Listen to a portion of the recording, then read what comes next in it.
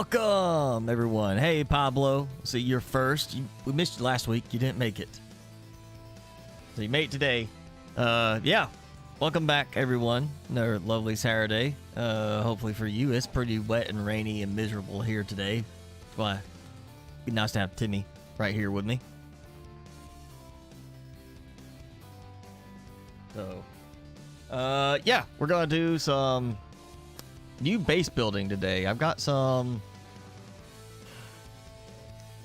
an idea for something I want to do that I don't have to have a base, but you know, it feels like it'd be fun to have a base there just for the decorative aspect of it, the cosmetic. So we're gonna work on that. Mainly is I need to do some upgrading for my production.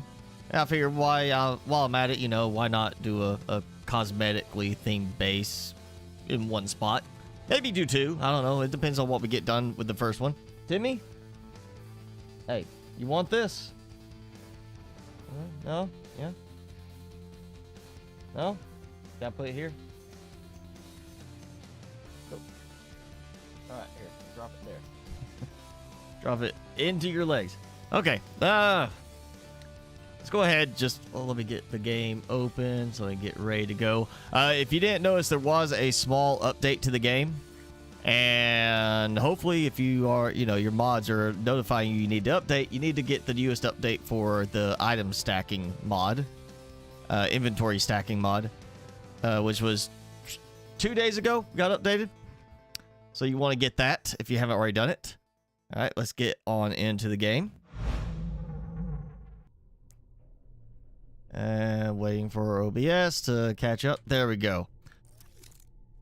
So, was it last week? Yeah, last week, right? We did a lot of rockets. Launched a lot of rockets. Had a bunch of performance issues because I didn't close the game completely out. I just went back and loaded from the main screen. So I ended up having some weird stutters, things like that happening. But we launched a lot of rockets, and I pretty much drained most of my rocket stockpile, my rocket engine stockpile, and as a result, drained all of my iridium rods out, which is where I expanded on my iridium production. And that's what we're going to work on today, is doing some more iridium production, primarily to make iridium rods. I already do have separate iridium production, but do iridium rods with a nice little base there. But first, I want to show that I have upgraded all of my drones to tier 2. And that was, you know, for a small setup, not using item stacking, where you can only have so many in this at a time, easy. But item stacking, you got 60 in there at one time sometimes, or, you know, maybe even only 10 in there at a time, and you got 80 drones. Could be a little hard to get all of them and, you know, recycle them to get all of them to tier 2. So what I did for this was I just went here and I set it to supply tier 1 drones, and went to here, just picked a random storage and said receive tier 1 drones. And basically I allowed the tier 2 drones that I was able to make right away start moving the other drones out of production and make them you know, where I could recycle them and get some of the supplies back, because they are very close in the cost. I mean, you're adding explosive powder and super alloy instead of iron. So I got all those rocket engines back that way. So yeah, it's just a nice little trick if you want to upgrade all your drones. Just get a few tier 2 drones going and let them bring the tier 1s over for recycling, and it'll save you some trouble.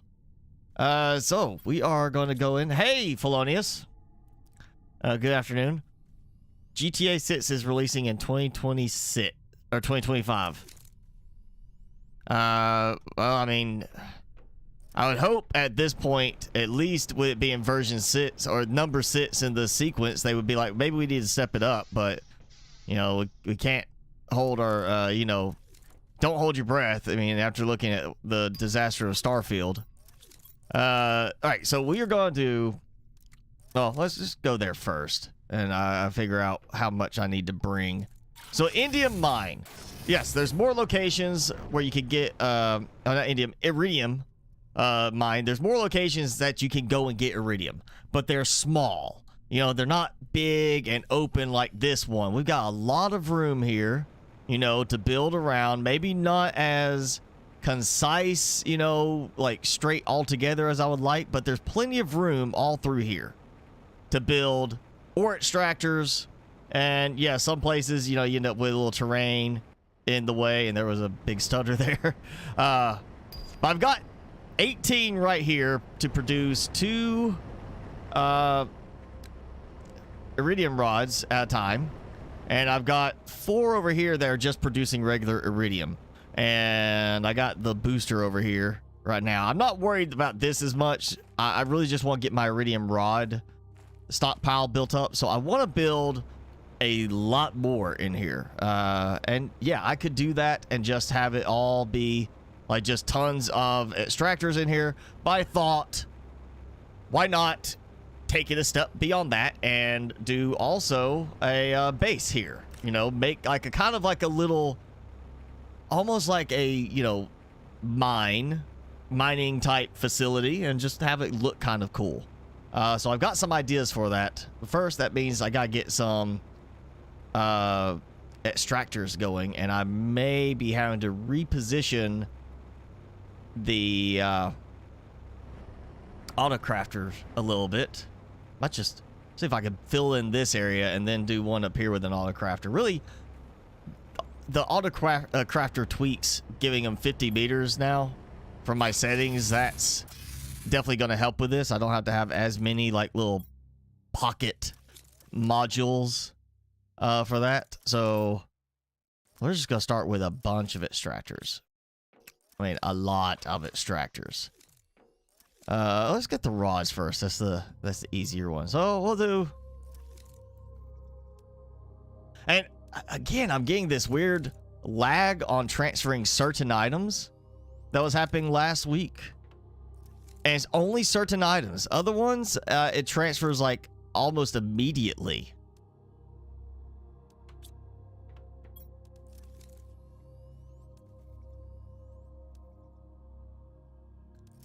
Like, okay, all those are slow. Let's see what the titanium does. Almost instant. I mean, it's really weird. It's like some of the rods, some of the other stuff, it transfers really slowly.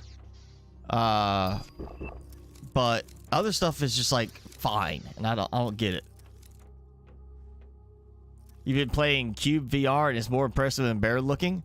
Well, you know, I don't have a VR set, but you were out last week, as well. I was mentioning, you know, over the holidays, Thanksgiving holiday, I wanted to find something to just kind of play and have some fun. And I went through my epic library of free games, and I ended up picking out another, what is now Bethesda title, Rage 2. It was ID Software. Bethesda bought them. Of course, Microsoft bought Bethesda.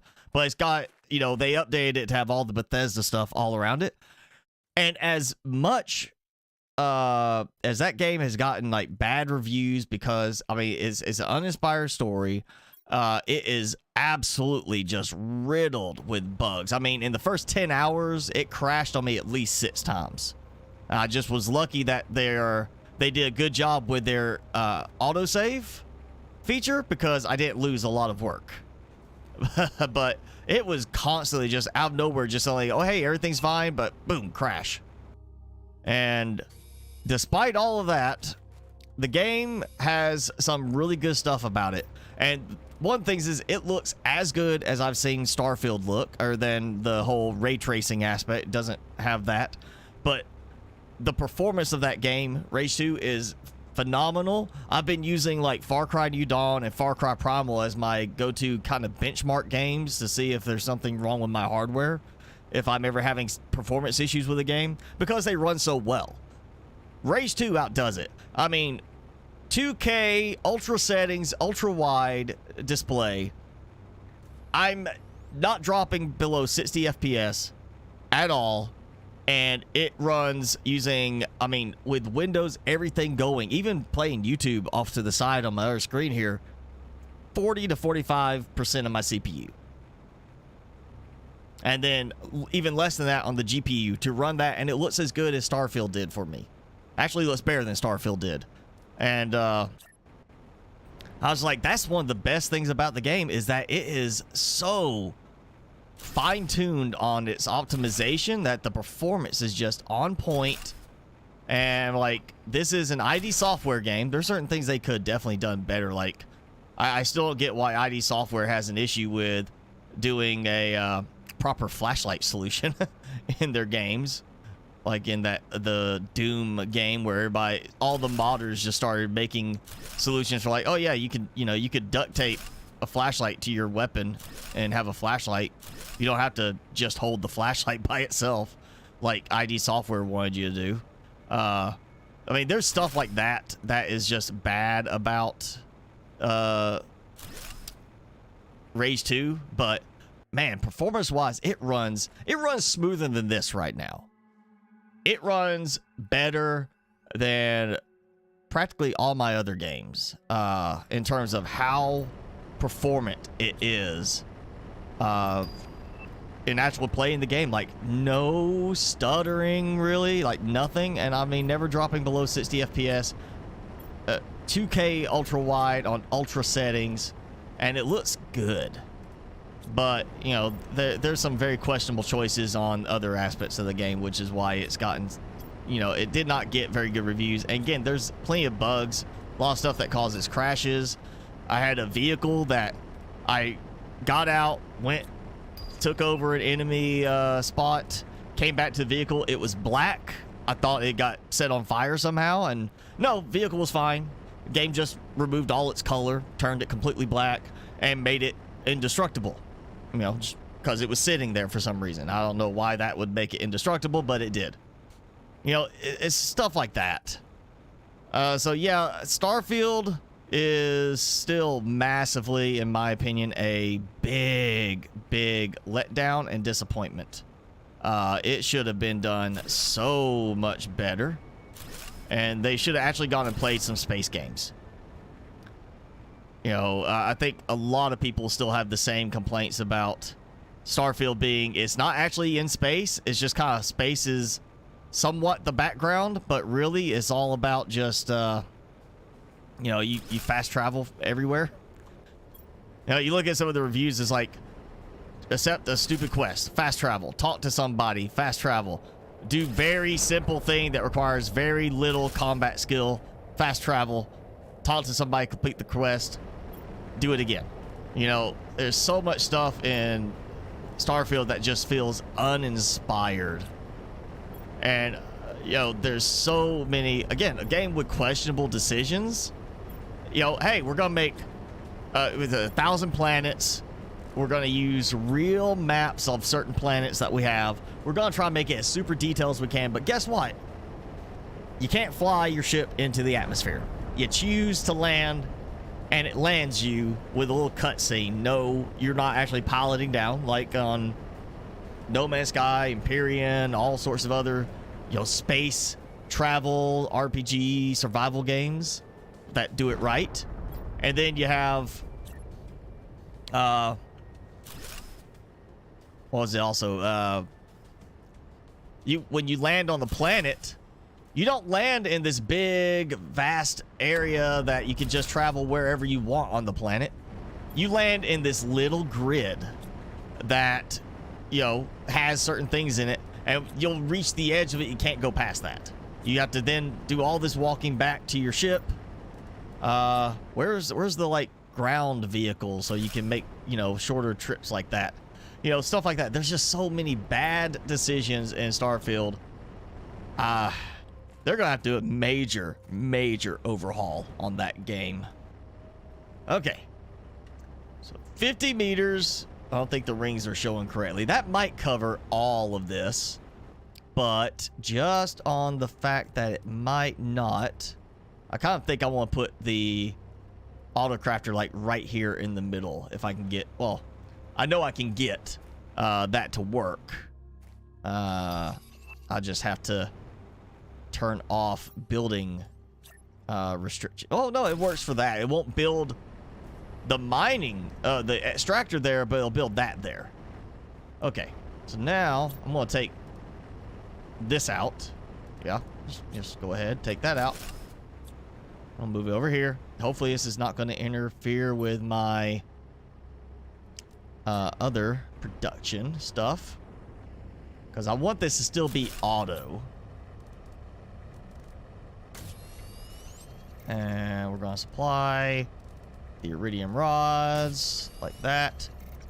And yeah, there's 2 I took out. So, yep, there you go. We got our drones coming. So that means what I'm going to do is take this out, build another extractor there. Again, I really hope that this is not going to be affected. I'm going to leave these for right now and come back and see how it looks. Because I do want to keep going to a certain point where I get enough iridium rod production. But I want to make sure I try to keep the auto crafter out of range of that. So, all right, before I go any further, we're going to go back to stock up. Yeah, I would, that's one of those things like, you know, the next game, I don't care if it's a Fallout, I don't care if it's Starfield 2 or Elder Scrolls 17. I don't care what game it is Bethesda comes out with next. I'm not buying it at full price. I'm not buying it until I see what the reviews are and decide if it's worth buying, you know, based on that. Because if I could go back and get a refund for Starfield, I absolutely would, and I would wait to get it for about $20. That's to me right now the price for Starfield, what it should be, because there are $20, $25, $30 games better than Starfield. So why pay more than double that for? I mean, seriously, wait for No Man's Sky go on sale, $30. You got a better game. It may not have the fancy ray tracing graphics, stuff like that, and the realistically made maps, but it's a better game, and it is a proper space game. You know, it's not a stupid failed attempt at one. All right, so we're gonna do a base at the other location. I may just throw a couple of those in. I want to do like a. I want to do something with this. I'm not a fan of these for just normal building, but I want to do something with them. I mean, iron, titanium, super alloy, iron, titanium. Okay, you know, that's just. I need a lot of iron too. I know that. For some other aspects. Well, got plenty of titanium. And we'll just grab my plenty of super alloy. And I'm gonna need some windows, so we gotta get the cobalt.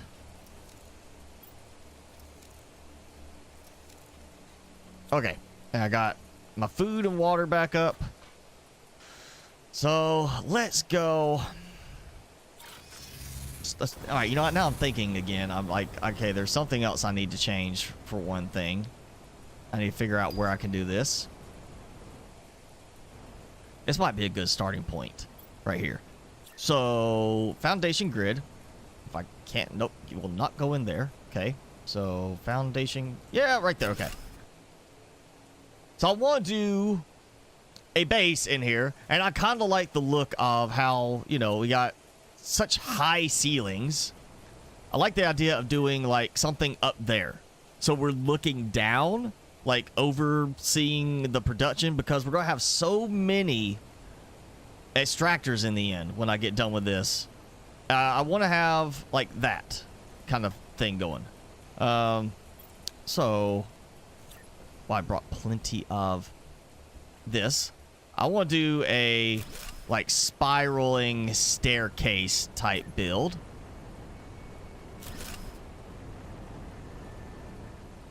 And I guess I gotta do it like this, so I have room. So you don't walk up and then you gotta walk around the side. Walk up and naturally spiral.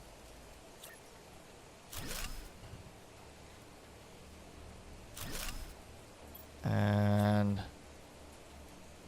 yeah, the teleporter is like easy and clean to do that, but I want to have a nice visual here. I want to just build up and around this with.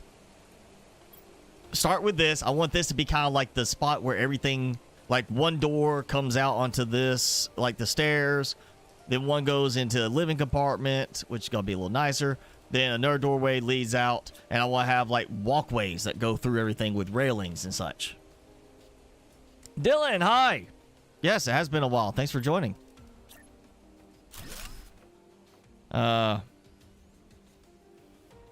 Cube VR because of the manual labor. You know, I kind of like the automation stuff. I don't want super crazy automation, but I like the, you know, automation that is just straightforward. You know, there's no like crazy, insane learning curve where, you know, people who do that sort of thing for a living are struggling to make things work right. like Satisfactory. No, I like this kind of automation. This is the kind of automation that works really well because it's easy, it's accessible for people.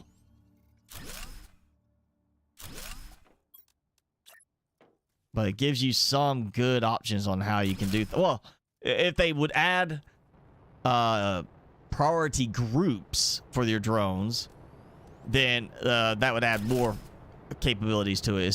It's still a little not as refined as I would like the automation to be, because the priority level thing just does not work very well. All right, let's see how high I can. I mean, that's pretty good. We're gonna keep going higher. I don't actually plan to be walking up and down the steps that much on this. I just, it's a good cosmetic and a good way to also make sure I'm leveling this up the right way, so I get a good consistent height across everything. And okay, so we've got that kind of dipping down a bit right there. That gives me some room.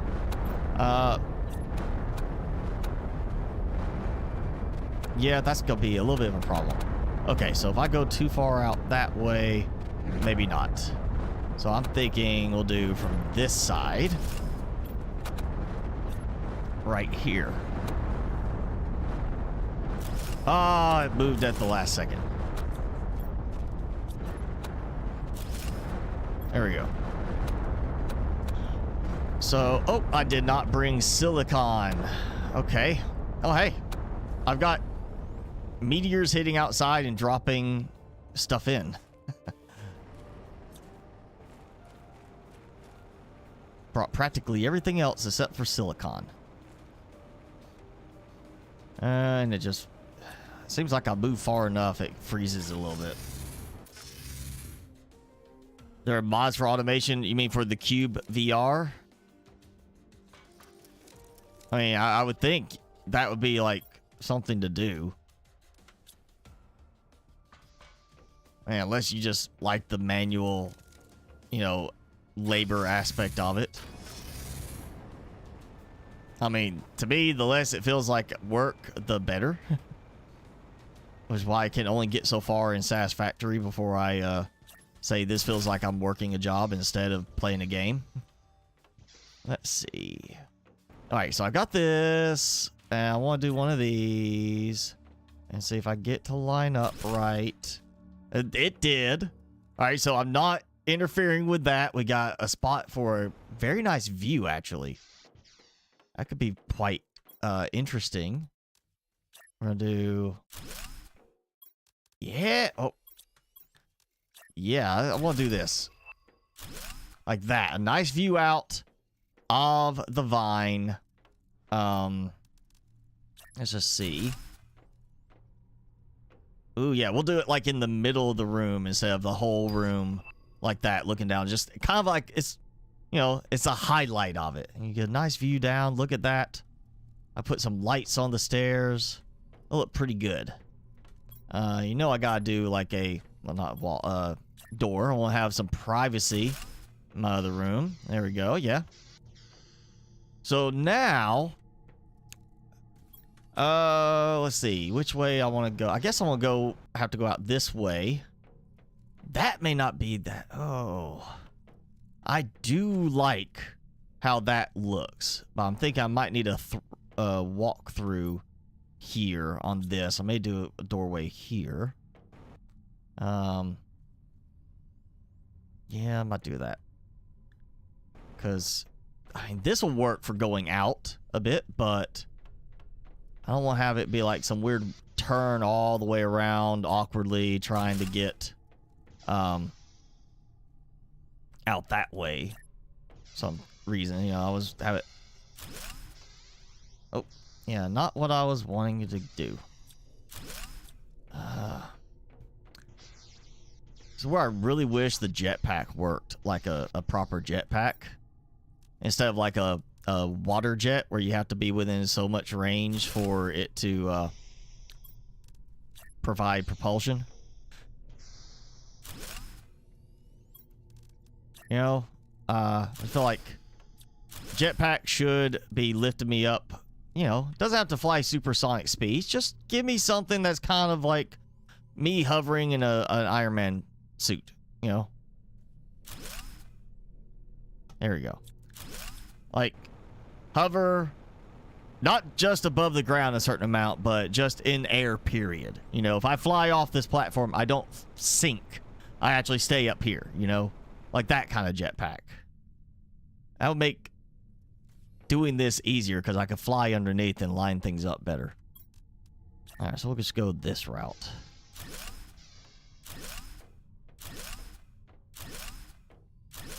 So, you know, have this walkway that comes along here, you know, doing like this. Have a nice view, get to a certain point, and we'll turn it, kind of go that way. Oh, I may end up hitting my head on the ceiling there. And now, the thing I'm not going to like is I need to move the teleporter up here. And that's going to change the sequence for where the teleporter appears in the list. So I'm about ready to redo the whole list. I kind of feel like I want to get everything laid out as far as the teleporters and then go in and deconstruct, reconstruct to make them in a different order. Mainly a stone generator, but well, I would think a stone generator would be like almost built into the game, not like a. Well, I mean, you know, you could do stone generator with some tricks in Minecraft.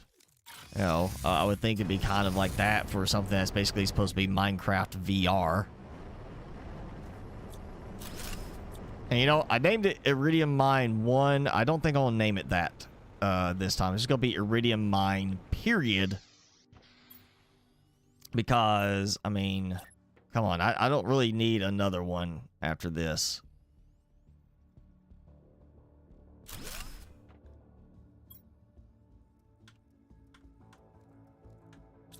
Yeah, done. So I'll teleport here. Because really all I need to do is be able to get down to over there at times to collect supplies.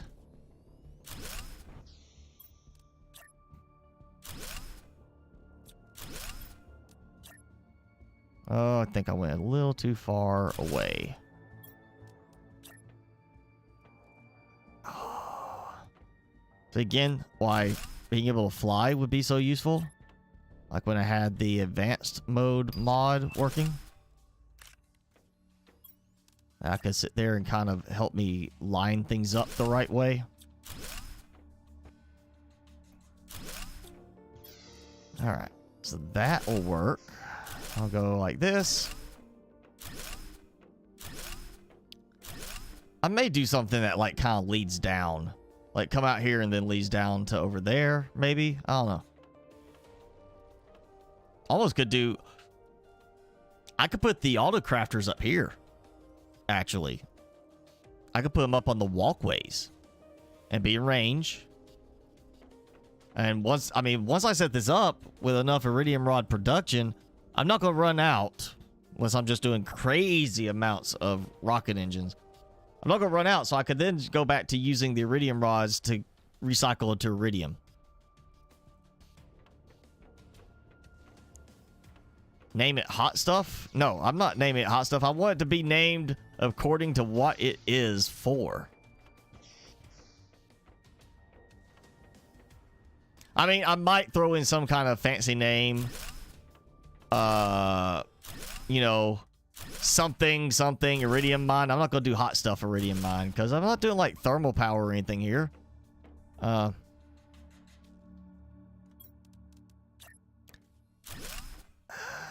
I think this might be as far as I go. So I'm like right here. Actually, that's probably a little too far. Yeah, this could kind of work for that. And I could, if I just want to, for the looks, I could put like some, I could just build down from here with the foundations and make like a strut, a support strut. But yeah, I mean, I could put an autocrafter here that covers this whole area. Have I'm gonna branch off this way. Have an autocrafter. Would really, I probably could have an autocrafter sitting like right here that covers that whole area. Like just put it up here instead of down there. And then all I do, I mean, well, I still can't do anything there as far as an extractor where that is, but I could use that to help put in some of the optimizers. You know, give me some spaces for optimizers around the area. Now I still have to do I'm still gonna do railings on this once I know where everything goes. And lights. I want to do lights too. I want to have it kind of look nice. You know, it's really dark outside at night and we get this like diminished little bit of a glow. And then yeah, actually it doesn't even do that at night, right? It's like even like at nighttime it still has the light glowing from up above, I think. It's one of those things I never really pay attention to until I'm now thinking about it and I'm trying to remember if it does one thing or the other.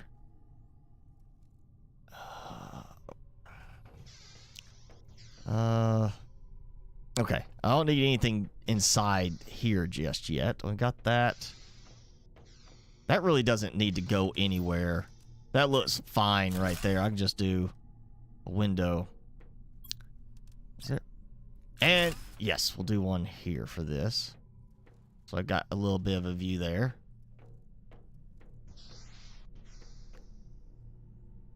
Yeah, I kind of like the idea of maybe doing the auto crafter up here. And it has been nice having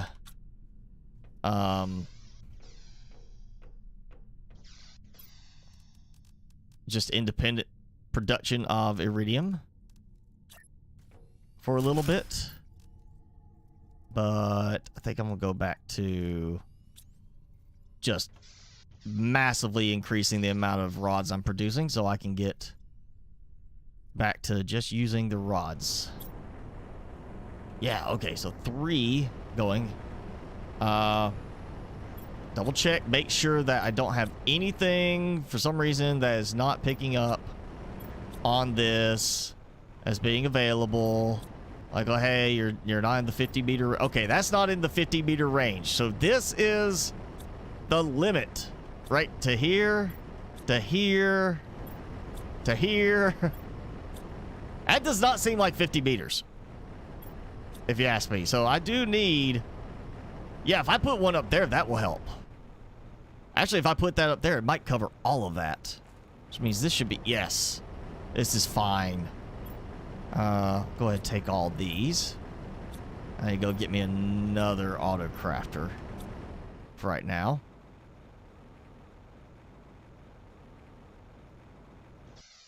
That's nice to know I can just jetpack up the vine for a little bit quicker access. All right, we're gonna do one more auto crafter. I just want to see how it will change things. Now, I'm looking for it in the middle, and then I gotta go back to the bottom. We need a way to organize those. You need a way to like change the order, like move up and down how you want it to sit. Doesn't need to just be in whatever order you build them. You want to change the order, you gotta deconstruct. All right, let's see what it does. It should, I mean, from here to there, that should be picking up,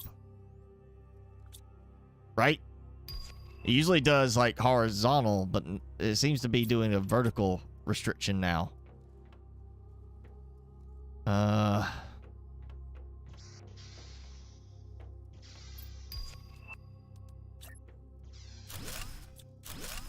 Okay.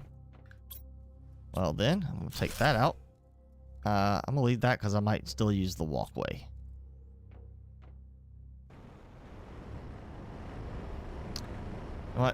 this. I can make it work over here. Like that, right there. That's fine.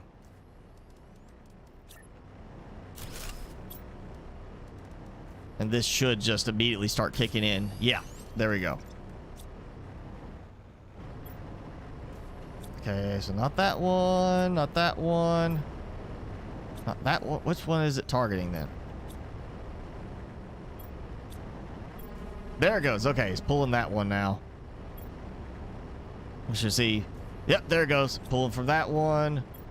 So we had another one over there also doing it. So we got two going. That's a good pace. I feel like now I need to expand out this way. Yeah, over here. That's what I need to do next.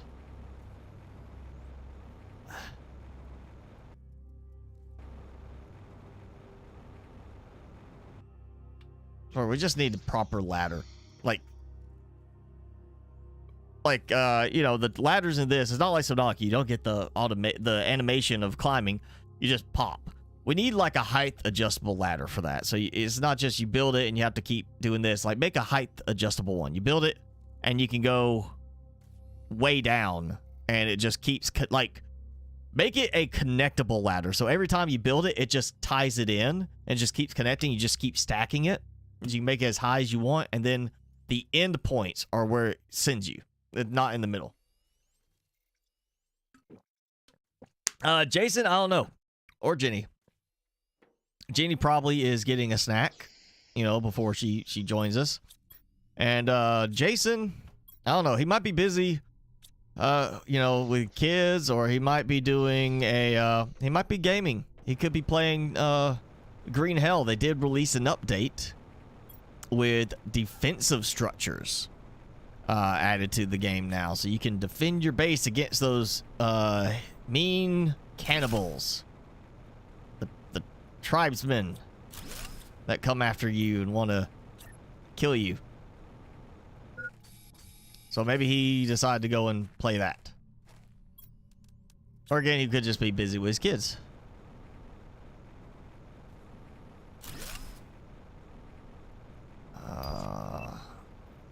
Okay.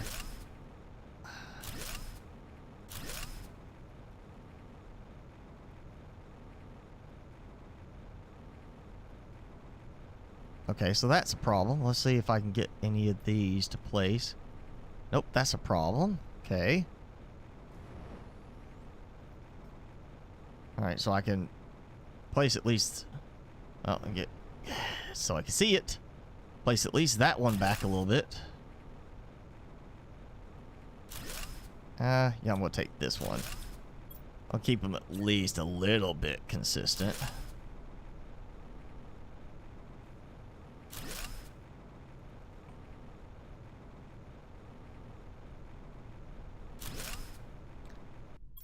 Okay.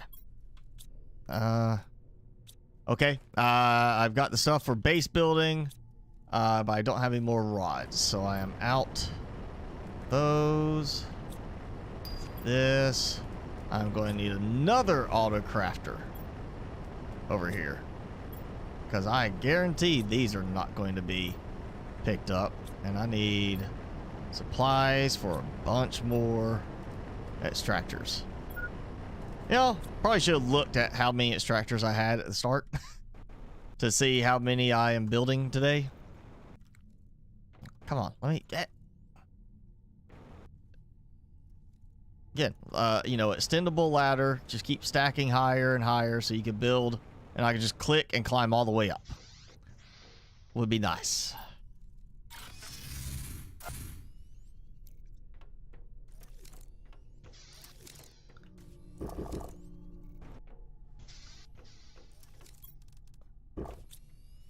Okay. So we need...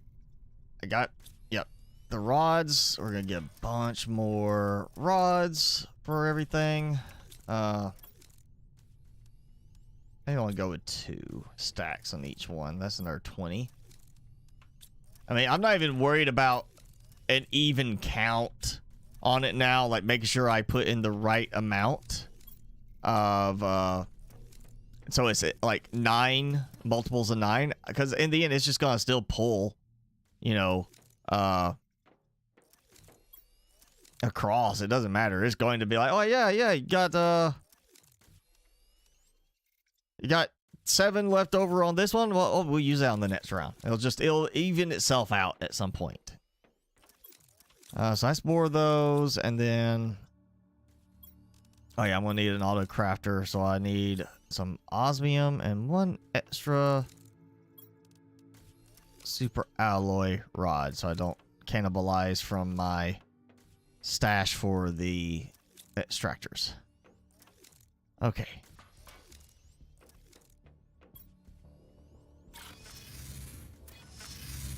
Alright, let's see. It did get a little darker in there, at least. Not so much in the cave. Where do I want to put this?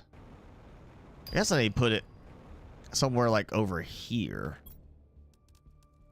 so it has range. You know, let's just do it floaty, like, just to get it out of the way.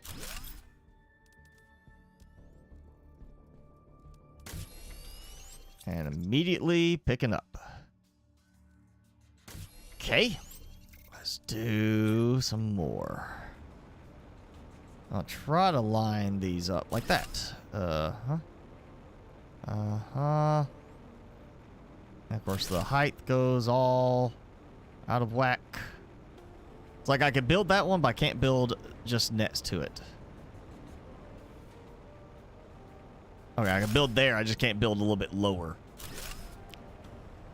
There are some odd placement things that happen in this.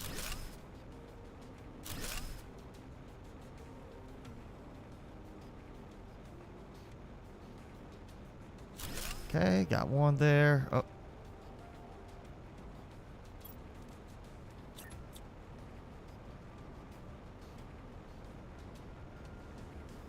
I stopped because I ran out of supplies. So I'll just...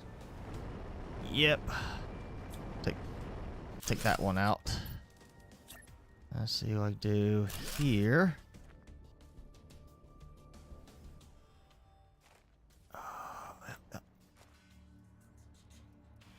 Okay.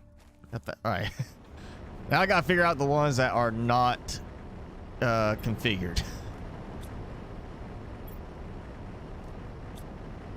There's gonna be quite a few of these. All right, got that one.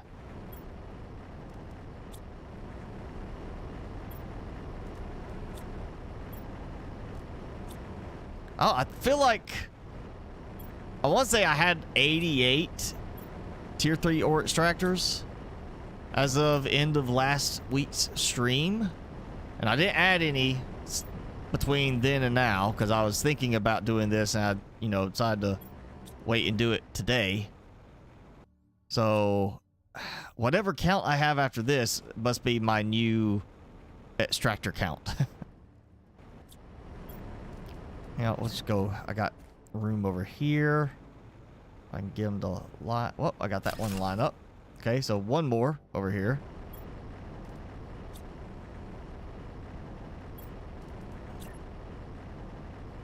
Oh, get that one there. All right, well, 2 more.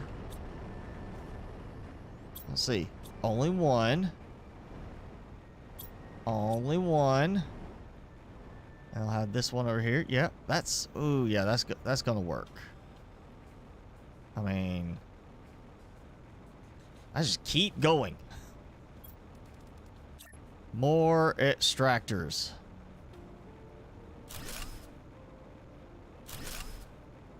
Alright, Xbox, you've gotten pretty far in your game with this. How many extractors do you have built in a usable game save? Not one where you built it and it's like running at like 20 FPS at best. What's one that you got like, what, 200 tier 3 ore extractors? 300? 1,000?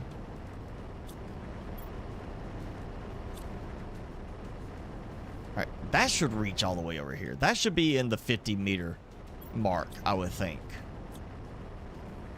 That should cover.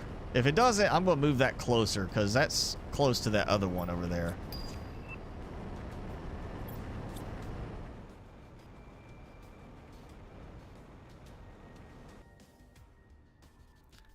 Might be 100. All right, so I'm not too far off from you before the start of this, if I am remembering right. I'm actually gonna go check now and see, because that's I would say I did 20 just there. That was what, 30 there one. So I've done like 50 more so far. I would say 135 ore extractors. So if I was like 80 something, yeah, I'm close to like that amount, like around 50 more added today. Let's go and see. Iridium rods are actually filling up, partly because I turned off my rocket engine crafting, because I filled up. Well, actually, I don't think it's turned off. It's just it stopped because it's filled up over there. And my cookies have somehow slowed down despite putting more cookies or more of the wheat and cocoa production in place. My cookie production has somehow slowed down, where I don't have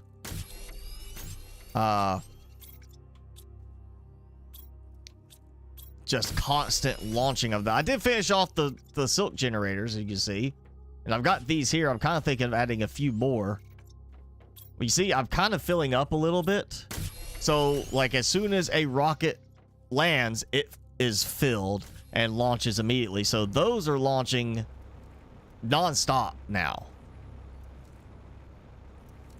which is nice. I mean, it's just constant flow of money. I did, you know, I got that one. Well, you weren't with us last week at Sponsor. I did set up the one for intentionally producing separate pulsar quartz to ship, and I'm not getting enough benefit out of it. It's not that much more than what I'm getting on without having to even mess with anything on the cookies and the fabric. Oh, let's go. Yep. Seems to be taking a moment to load all of the extractors. Okay, that's the lower area. Now, I guess I gotta start lining it up here too, because I'm not done. We're gonna do up here too. And oh, that's all my, yep, I'm out of rods. Okay. Yeah, I can build all the way along here, along the edge. Means I can't get up here too readily in some spots, but I'll do that. Build all the way over here, and that should tie in with each of those auto crafters. Then I can decide if I want to keep going over on this direction. I feel like I should, just for the look of the whole mining site, is it should look like just a really big mining operation, which honestly kind of does, you know.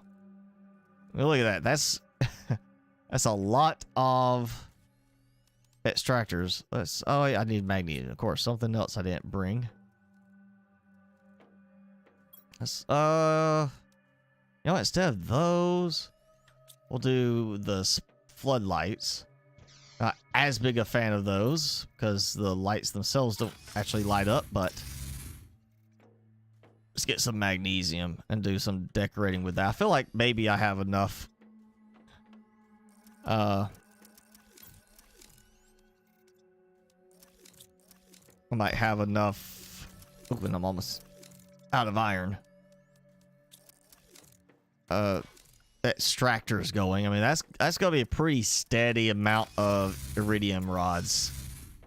I mean, 3 auto crafters, all covering a good range. And let's just go ahead and round it, say 50 extractors going. Yeah, well, 45. Let's say 45. So it's an even 9 multiple. That'd be 5 rods every cycle. So I've got more than enough to keep those auto crafters busy.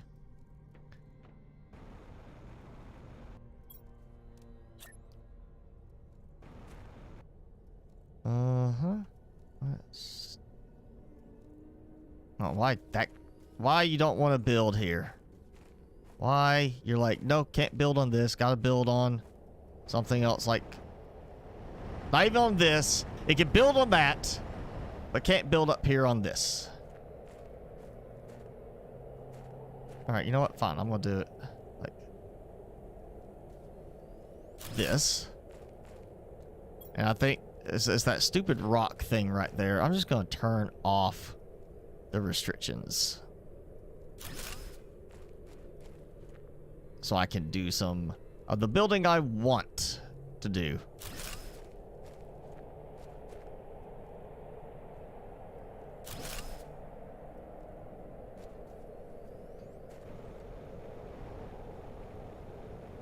I mean, it's pretty well lit up for the most part. There's just a few spots that it feels like it needs a little something, you know?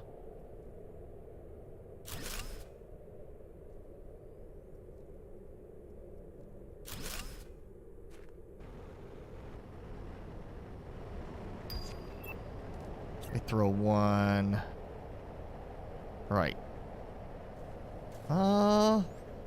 Here. And over here at that.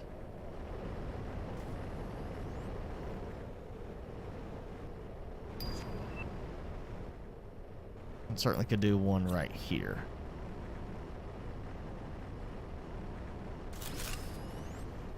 There you go, a little bit of lighting.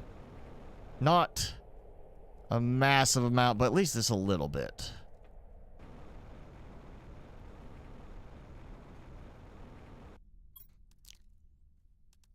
Alright, will be a little bit more just this, like just the entrance kind of thing. Build up to 500.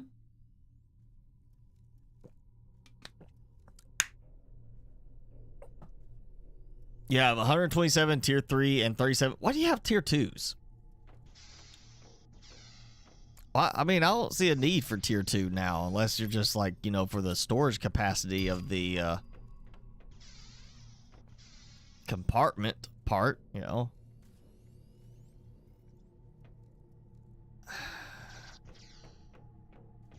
You know what? I'm just gonna dump this stuff here so I have it for when I need it.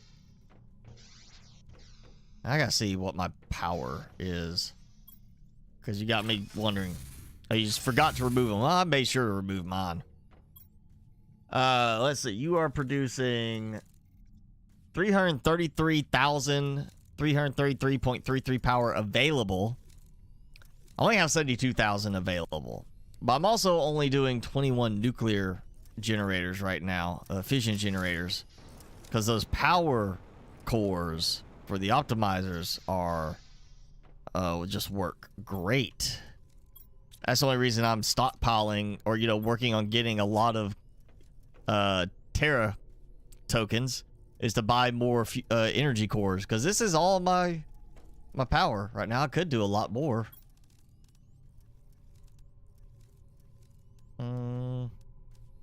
Yeah, I could go do a lot more. Let's see. I've been neglecting everything else in the base today. Oh, you know what? I know one thing I have neglected, that we're at going on an hour. I am shocked that this is not actually full already.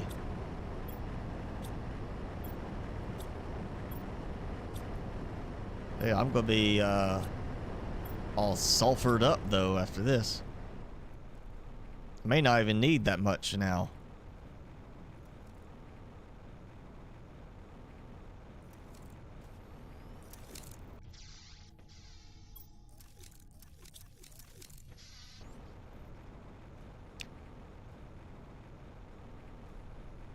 Alright, we'll keep working. We'll do some decorative stuff with that, the mining base.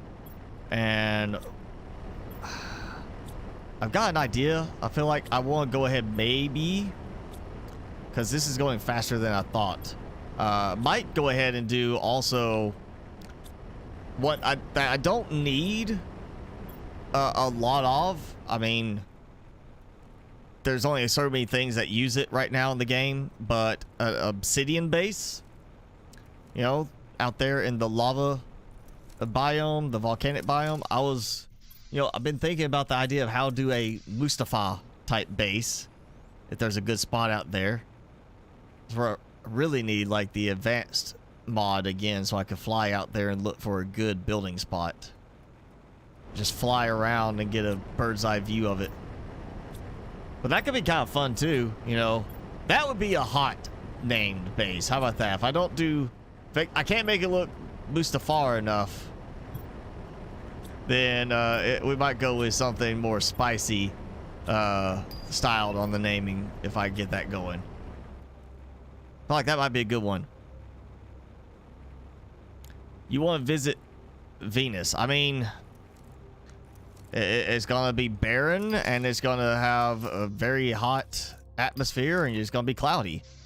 I feel like if I was going to visit anywhere, I'd want to visit, considering, you know, we'd have the equipment necessary for it. I mean, the spacesuits that can handle it, and the equipment to make some kind of meaningful research or discovery.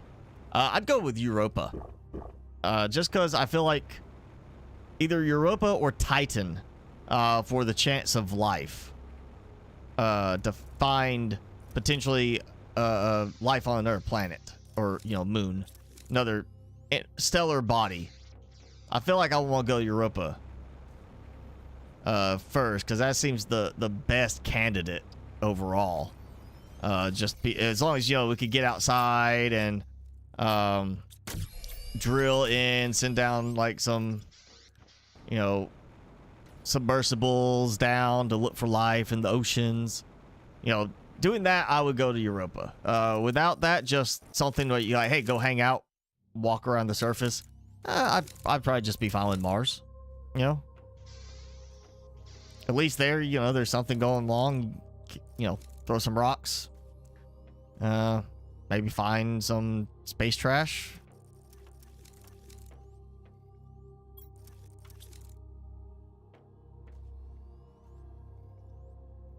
We're closing in on the 100.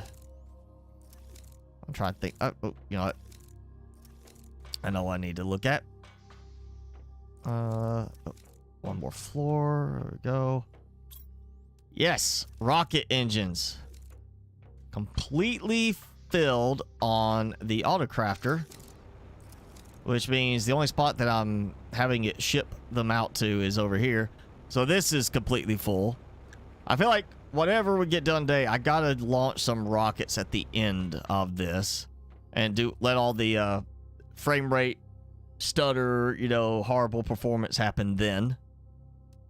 Oh, and I did say I need to even out things, so I need to do a little bit of the insect ones, because they do not play nicely with, you know, you get so many bees on screen, it kind of trashes the performance. Oh, maybe I could do like 50 of each of the others to get them all up to 150, and then maybe shoot for 30 of the insect, you know, get all that going. I mean, you know, 50, 50, 50, 50, and then 30. I got enough rockets. And at least that then we'll start burning through a bunch of the, that'll make use of the iridium rods I'm producing in higher quantity now. That reminds me, I do need, I checked the other stuff now. I need to go check one other place before it fills up.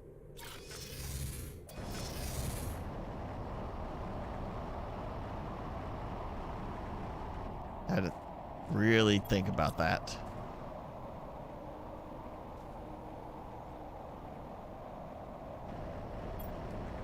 Oh, even still not that bad. I thought it was going to be much worse. This is another good spot. You know, when you expand out into this area, you got a good spot for a lot of extractor for super alloy. Just think of if you want to do super alloy rods, you got to keep bringing some aluminum over here. Not a problem. And I did not mean to come here. But this works anyway.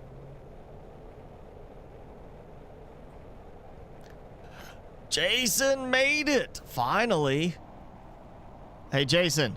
S-Bots asked where old man Jason was. He called you old man. Just FYI on that.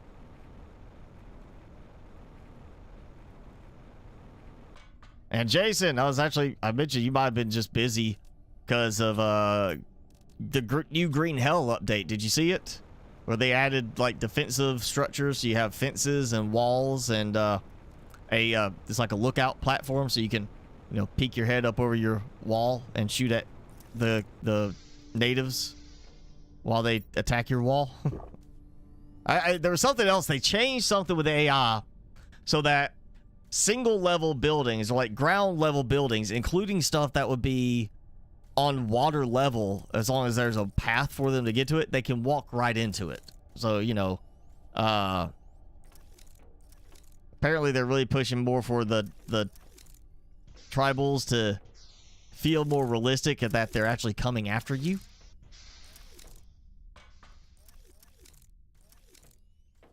Let's see. Okay, that's stocking up nicely on the one storage locker.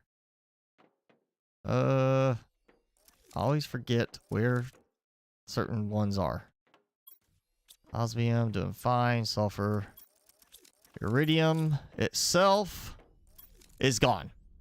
That's the other problem I had. I was running out of iridium because of stuff just burning through it.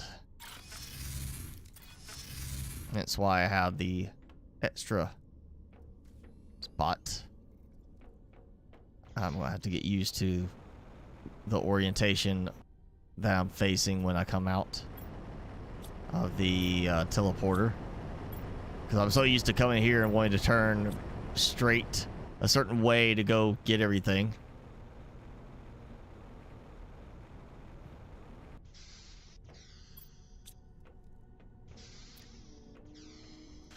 So, what to do here? You know, well, I got supplies. I don't have fabric. I can get fabric.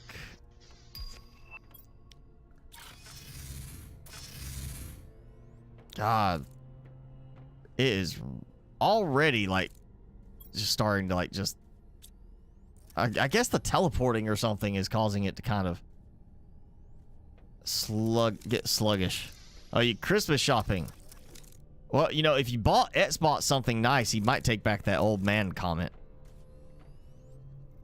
Oh, man. What are they you know what? Look at this. I have, like... It's not even, like, the 20 FPS. It's definitely sub 15 that I'm getting now.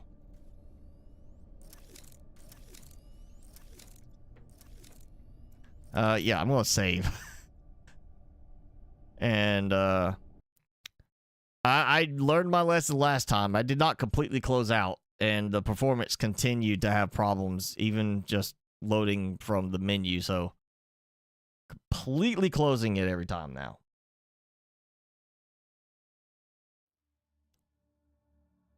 You bought him a soother.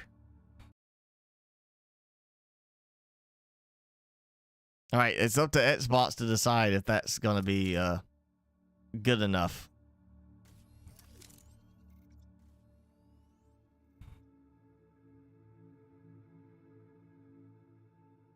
Okay, there we go. That was just loaded in again, and it is much better. I mean, not much better. It's only a little bit better on the FPS, but it is definitely much more playable again.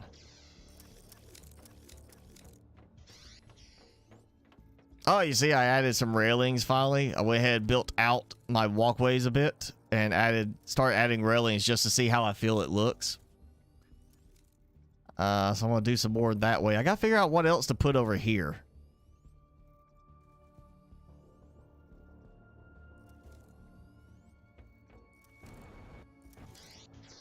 Oh, wait, I was... Oh, that's right. That's why I was going out this way for, and then I distracted myself with that. About my railings, my fancy rails.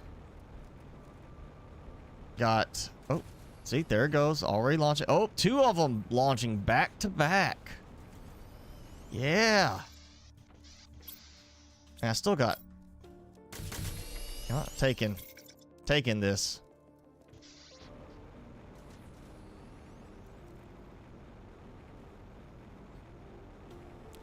Oh, he's been... It's, you know, that staying up super late till like 4 a.m. and then going to sleep while, you know, I'm live streaming. You know, that's what Xbox does. He doesn't want to get a good night's sleep.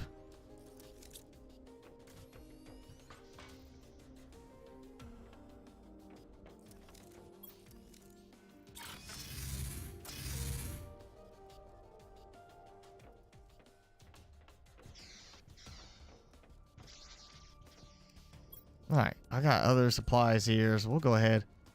I feel like I want to do a nice little, like, lounge area for this. Kind of like, alright, when you're here, you can just kind of hang out.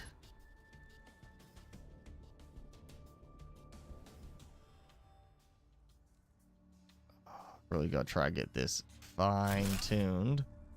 Oh, that looks so close.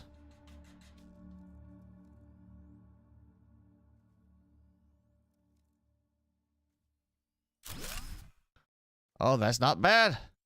That's not bad. See if I can get this side to line up fully at all. Yep.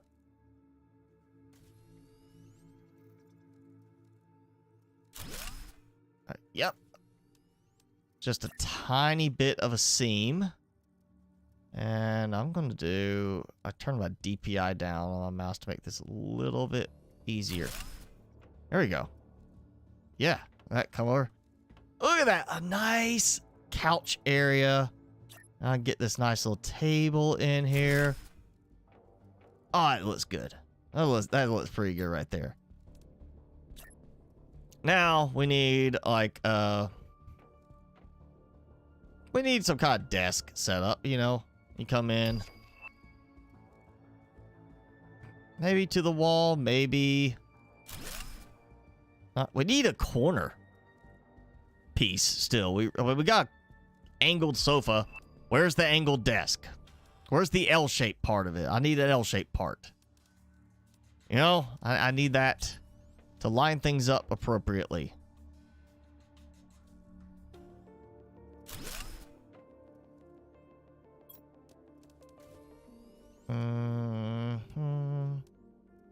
Oh, definitely we're gonna keep tabs on energy levels, I would think, you know, because we're using quite a bit over here. We'll do a transmission screen because, you know, they're probably gonna be sending messages between the bases, even though we can just teleport.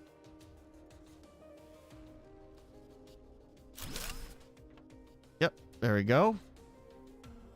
Ooh, kitchenette. Oh, I'll need to go get supplies for that. That's not really gonna be used here. Oh, I hear it. Is it what I think it is? Yes. Nope, it is not. It is super alloy, not pulsar quartz meteor.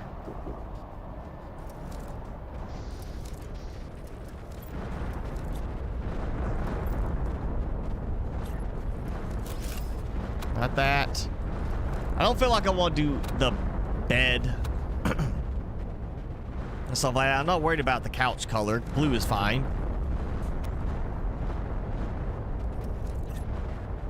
Do a couple of flower pots there.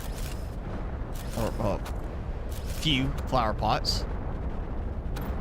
I do need to put some seeds to use that I've got too many of.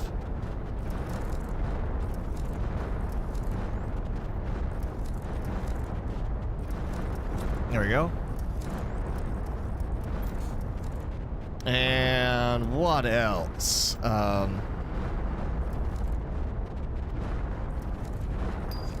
know what? Gonna need a couple. Well, I got the supplies there. I can do it.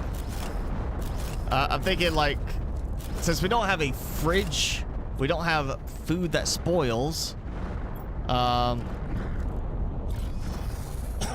Do a locker for food over, like, in, like, we'll do a kitchenette area in the corner.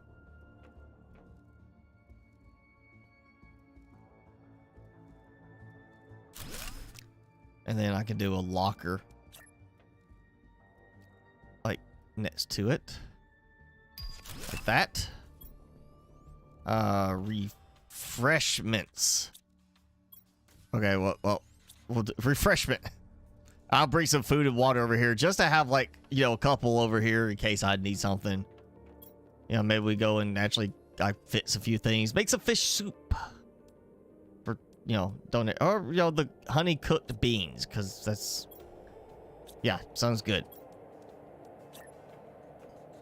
Ooh. You know, never done it this way before, but in this case, it seems kind of like a nice little touch to do the corners. Like where it's got the little grid right there. I'll just have lovely plants floating there. So you got this nice little highlight around the middle where you look down as you walk through to go out here, and I gotta throw in a bunch of railings. Make sure you don't fall off, you know, without a jetpack.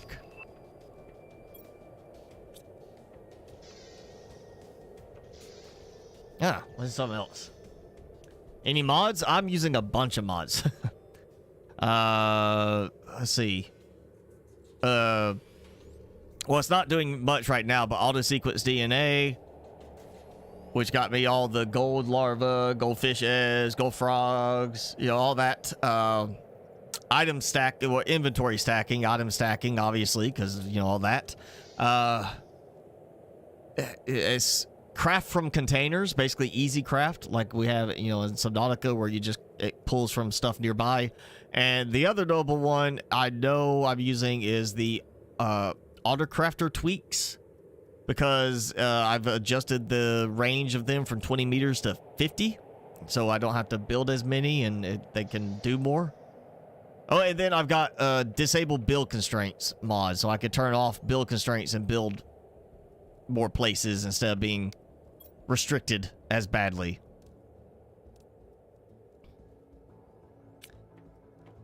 You know, kind of feeling like I'll do like an interior wall, except it's not interioring. Where, I mean, interior means inside here, not the edge.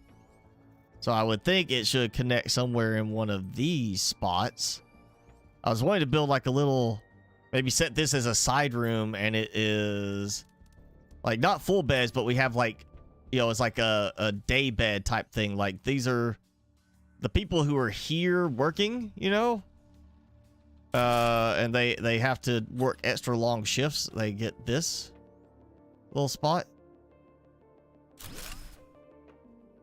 Okay, maybe that one can move over a little bit.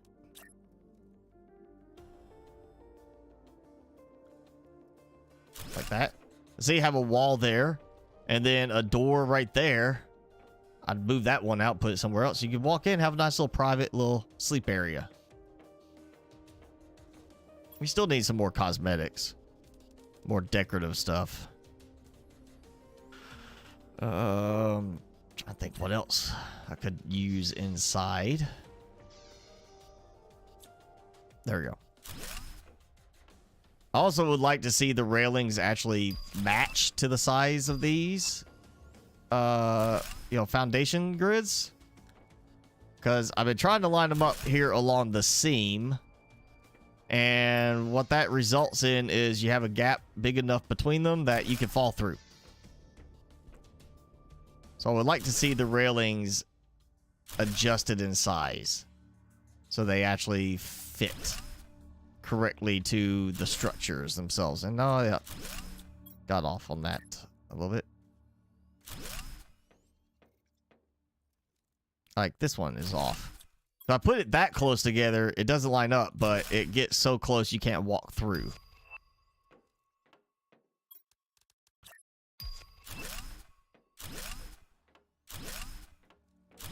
Go as far as I can before it says, oh, I'm out of supplies. Can't reach.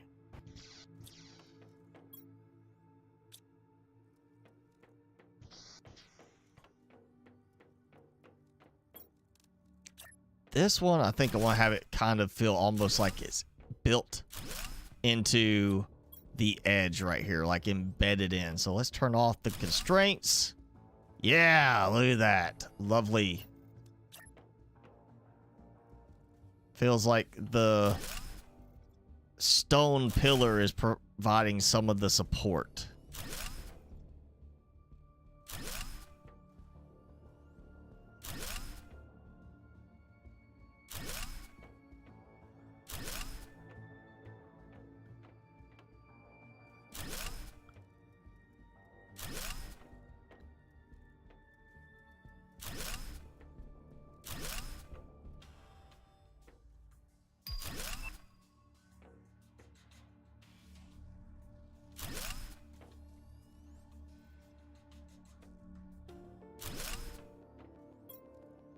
And a mouse silicon. Off by 2. Okay, this would be a good spot for like these.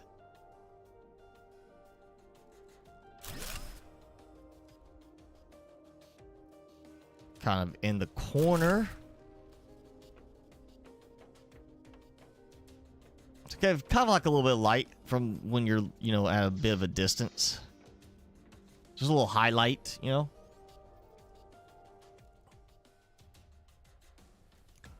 People would say adults should not play video games. You know, that's kind of the thing of like,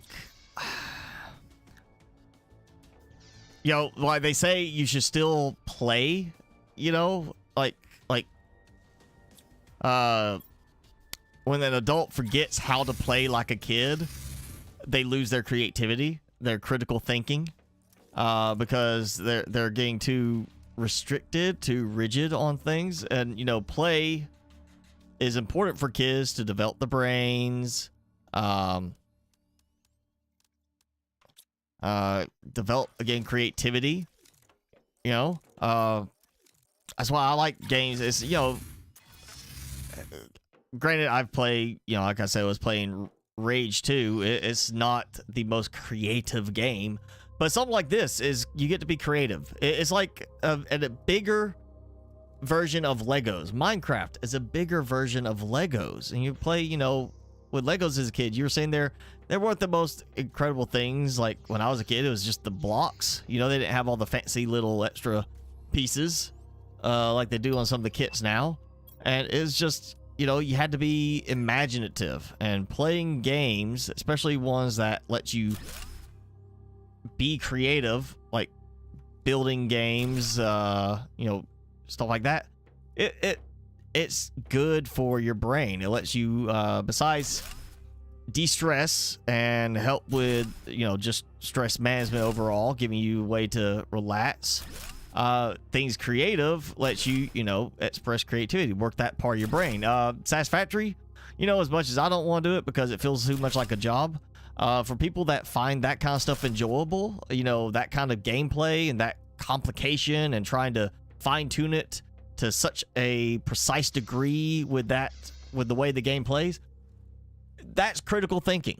That is analytical thinking. You know, it's making them work their brains harder than somebody who just sits there lounging on the couch watching TV, because that's the more adult thing to do.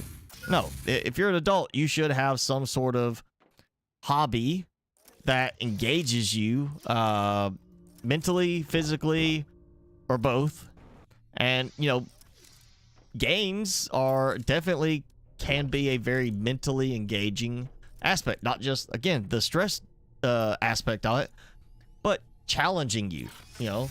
Like in this, You know, most part, it's the creative part of it. But if I was doing Satisfactory, I'd be focusing on how do I adjust the flow of this item to here for it to convert to this item. How do I get this? You know, then you get into that really analytical and critical thinking of trying to problem solve. I've meant to bring some food with me and water. I meant to bring refreshments.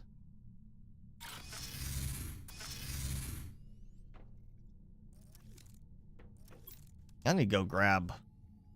Well, I got honey. I could go make some fish eggs. I'm not really a fan of using that, you know, though. Honey cooked beans. I could make a few of those.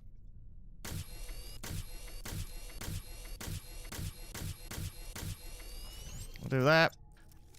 Of course, I got honey. We could do some birthday cakes.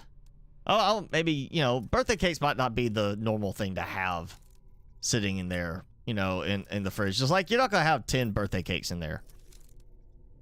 I'll take all that. Here, just some refreshments just to make it feel more interesting. Maybe put one birthday cake in here like it's somebody's birthday, so we got, you know, their birthday cake. At least that, you know, decoratively, that gives us a nice look. We got a little kitchenette type thing going. Oh yeah, let me go and do some rails on this direction, along with, I need to figure out the rest of how far I want to go with this.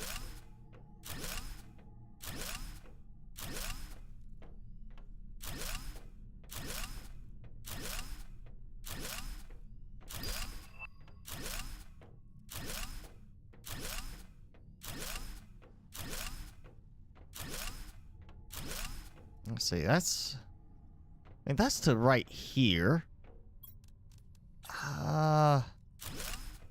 Like, that's a good spot. Because I could build down and use these as where it looks like it's a support strut. Basically, it's got a vertical connection that looks like it's just there as it's purely for support aspects. Like, embedding that in there helps to make it look more like it's a support thing.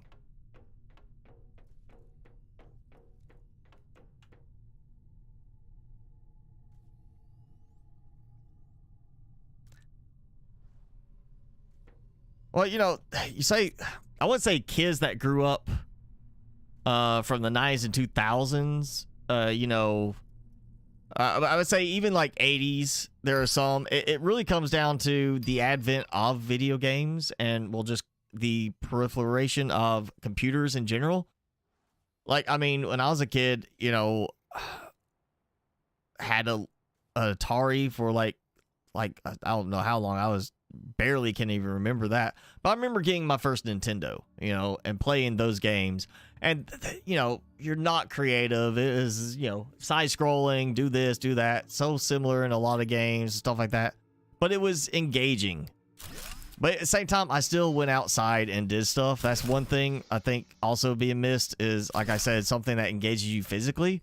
Kids today are more involved with playing on their phones, on their computers, on their tablets, than actually going outside and just playing in the dirt. You know, growing up, had a forested area behind my parents' house that's owned by the city, and they just never developed it. And me and a friend that, you know, lived in the neighborhood, we would go out there. We made trails and we just went exploring. We'd be, you know, go walking, end up getting lost, find our way out, and be like, oh, hey, I know what street we're on. And we'd walk, you know, a mile back to the home, and it wasn't a problem. Like, our parents weren't sitting there freaking out, like, where you been all day? You know, and you see a lot of that now with kids, too, I think, is a lot of parents just being afraid of, I mean, granted, you see so many stories from the news and everything, but it's not like it was so much worse. It's so much worse now than it was, you know, 70s, 80s, 90s. It's just we're seeing so many stories of things happening because somebody's kid was off, you know, on their own, got picked up by a stranger, you know, this person did this to them. There's just so many of those stories being put in by the mass media to, you know, instill fear in people, and it works. But I mean, for most part, you know, it was, you got kids today that are so focused on the electronics part of it, and that while they may be playing popular games, Fortnite, stuff like that, where the building really isn't that creative, you've got Roblox, you got Minecraft, you got games where people can play and be creative with it, but you're also losing that factor of there's less physical play now. So I'm not saying it's a good thing or bad thing. It's definitely good that we're getting away from the whole mindset, because again, people who have that mindset really didn't grow up with computers. You know, it's like people who didn't grow up with computers and are having a hard time, you know, learning all the changes with phones and such, how to do certain things that you or I might take as being super simple, because it's just something we look at as like, oh, well, this is easy. You know, why can't you get this? This is easy. But,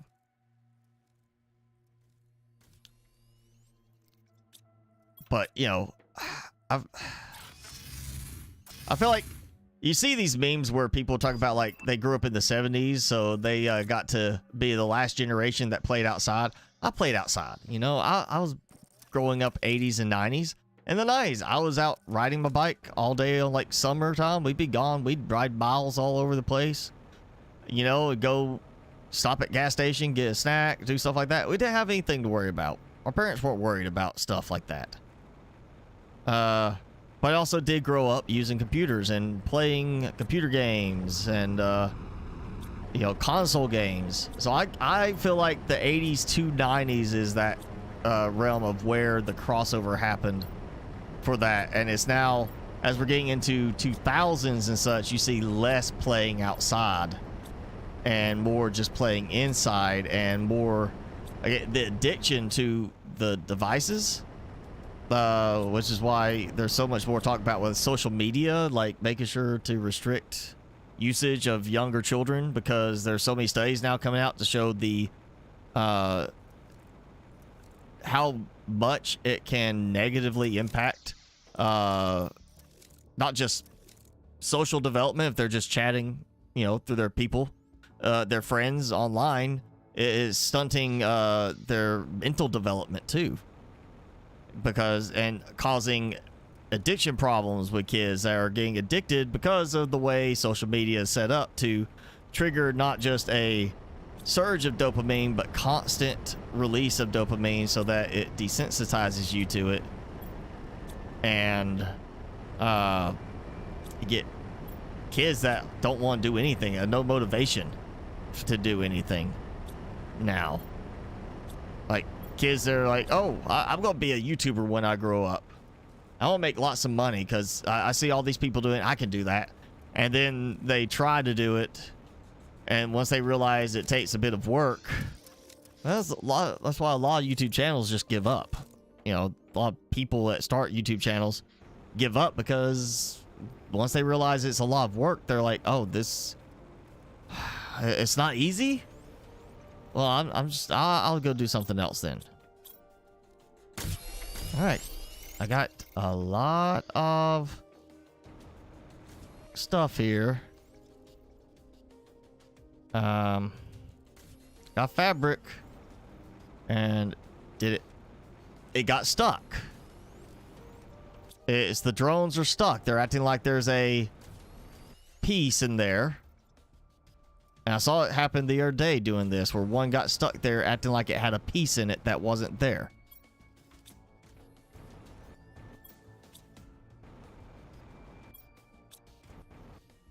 Okay, none of these seem to be at that point yet. But let's just double check. Okay, that's actually empty. What is it? Yeah, 30 minutes, so I gotta keep tabs on those to make sure they're not getting stuck.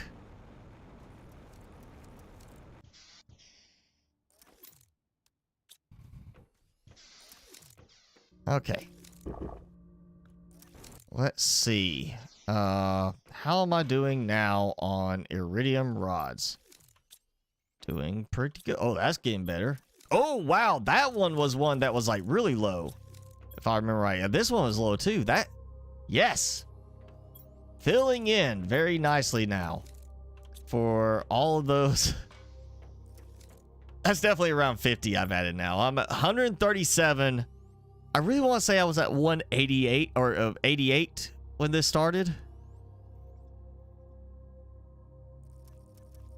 And if I'm right on that, then that would be 49 that I've put in over there. And I've still got room. I think it's time to add some more. Need to... I did some decorative stuff. Now it's time to add some more extractors. Yes. We'll do 20 of each. Or, 20... extractors if that's what I want to do. I'll give myself up to 20 more. Finally using up a bunch of titanium at least.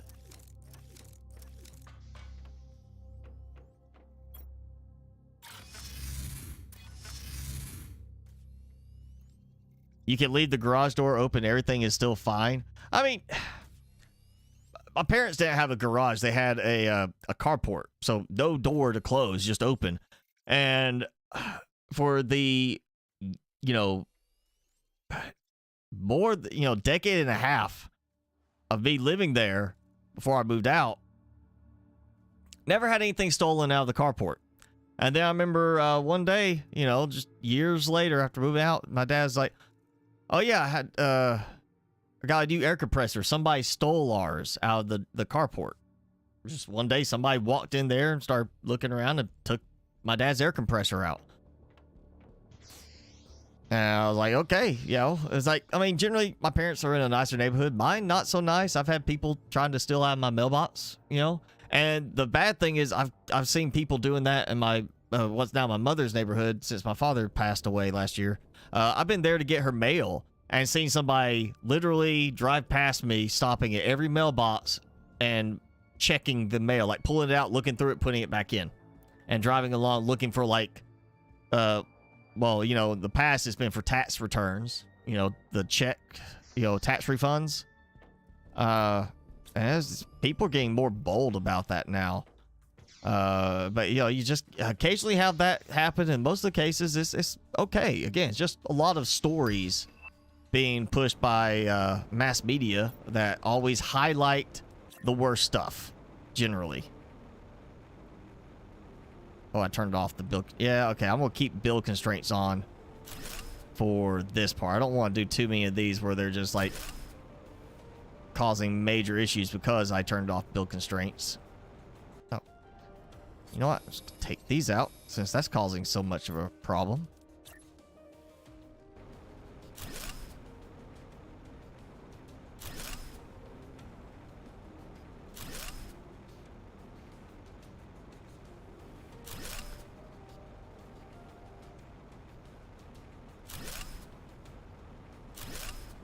Then I just gotta go through at the end and see if any of these are stacking up iridium. I think I've got most of them already clear, but some of these may be out of range. Just enough that even 50 meters it's not going to pick up. I'll just have to make sure I don't need to throw down another auto crafter. Oh, see? So that one's in range, but this one's not. Okay. You know what? I'm going to take this one out.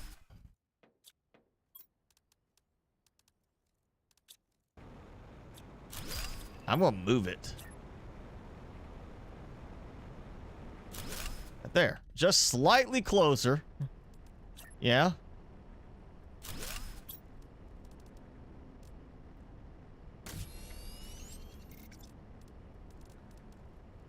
And yeah. Okay. Which one was that? Was that not that one?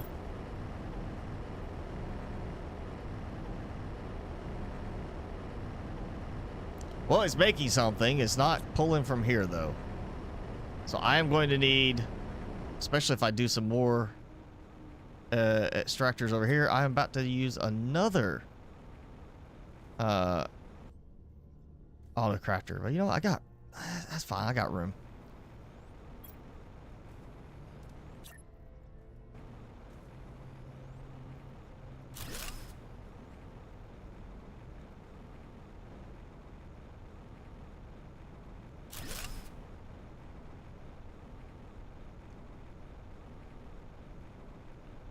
Okay, so that's not going to play nice there. Oh, that's okay, let's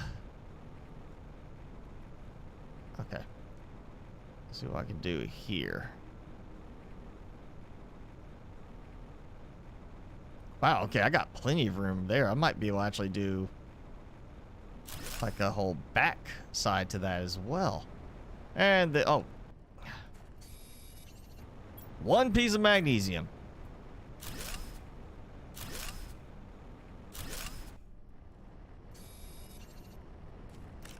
I don't think it has changed to where the common larva get in the way, but I moved it anyway.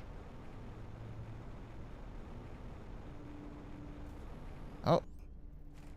Now, rare larva I will accept as being don't build over this. Ah. It doesn't need to be that bright and in my face to tell me I can't build there.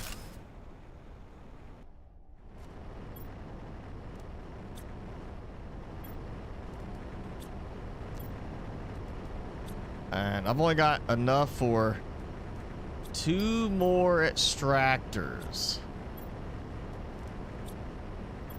which is fine, because I'm about to need an auto crafter in this area anyway. Let's see what I can do. Like that right there. That'll be an auto crafter spot.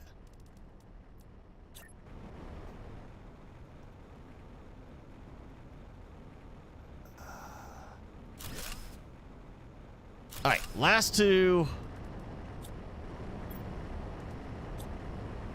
Let's see what I'm up to now. And go get the stuff for an auto crafter.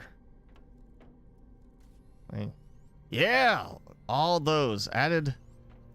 I say I had 2 to start with. So 1, 2, 3, 4, 5, 6, 7, 8, 9, 10, 11, 12, 13, 14, 15, 16, 17, 18, 19, 20. All 20. Yes, that's another 20 right there. 157, 158. Oh, look at that. Yeah. A few pieces of stuff. Oh, and auto crafter. Yeah, that's what I was needed to do. Let's see. 157. There we go. Oh, you had an offender in your area. Yeah, that just happened in my mom's neighborhood. She said she was complaining about that. You know that she got a notice in the mail because you know if a registered offender moves in, they have to notify everybody in the neighborhood by some means. And it used to be they had to go door to door and introduce themselves. This one was just sent the letter out, or had like a service send the letter out. And she's just so freaked out by it. I was like, all right, so one, you don't know what the guy did, you know, or the person did, you know. I mean, you don't know if he was peeing drunk next to a school, you know, area. That could get that kind of issue there. That could cause that problem for him. You don't know if it was that. You don't know what he did. What this person did. So, you know, just gotta, you know, if you're worried, be cautious. Make sure your door's locked, but don't sit there and automatically assume it's somebody that's gonna come here and attack you. You know. Alright, there we go. So we got all these going. Let's see. I know it's getting the one that was right here. Which, wait a sec. Okay, so the one I moved closer started working for it? Or was that one of these over here, maybe? Oh, I got 5, 5, 1. I mean, between that one and that one, these should be completely covered.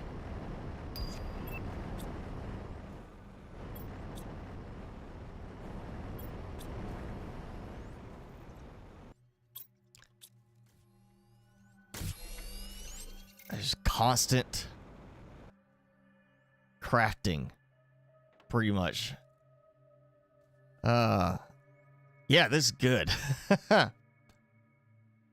You know what? I gotta do a count because I know I had 18 to start with, not counting the 4 up there. So we got 1. Oh, and I need to put another one over here. 3, 4, 5, 6, 7, 8, 9, 10, 11, 12, 13, 14, 15, 16, 17, 18, 19, 20, 21, 22, 23, 24, 25, 26, 27, 28, 29, 30, 31, 32, 33, 34, 35, 36, 37, 38, 39, 40, 41, 42. And then we get into these. 43, 44, 45, 46, 47, 48, 49, 50, 51, 52, 53, 54, 55, 56, 57, 58, 59, 60, 61, 62, 63, 64, 65, 66. And yeah, I got those. And then 67, 68, 69, 70, 71, 72, 73, 74, 75, 76, 77, 78, 79, 80, 81, 82, 83, 84, 85, 86, 87, 88 total. I had 18, so I have built 70 more extractors already so far. That's it. And I still could build more up here. I could easily get, yeah, you were saying earlier, what, it's about 100 in here? I could easily get 100. I mean, I got that. I got all this here. This space right in here. I got space up here. Some space along here. I could cram in enough. I could get over 100 in here. I mean, I got room over here. I could do some more through this area. Probably it would still be covered by that. And more stutter, too. Yeah. So that's what I've done. I've built 70 so far, which makes sense. I did what, 30, and then I did 20, and then 20, I think is what my counts were. So yeah, 70 more ore extractors added today. And lag with it. So I was at 87.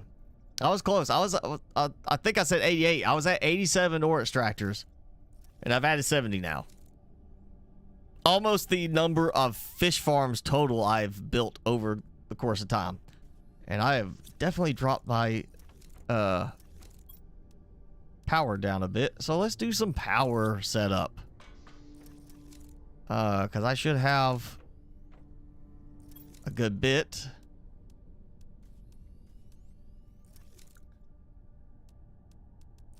Yeah, let's just do 20. Because I got plenty right now.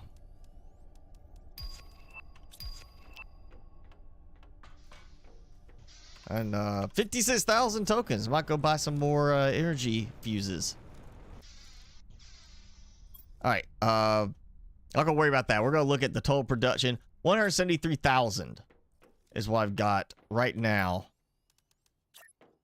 So we'll see how much I get after I finish with these 20.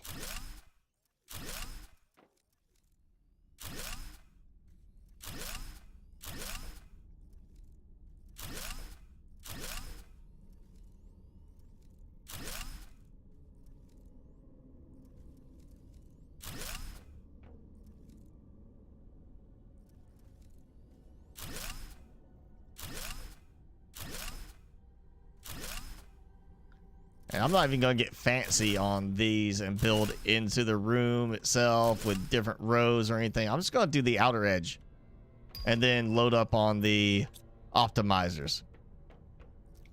Because that's such a big boost right there. 173 to 203,000. So, yeah, they're 30,000 for those. And now I got the money. Let's order some optimizers. Some fuses. We got, oh yeah, got time.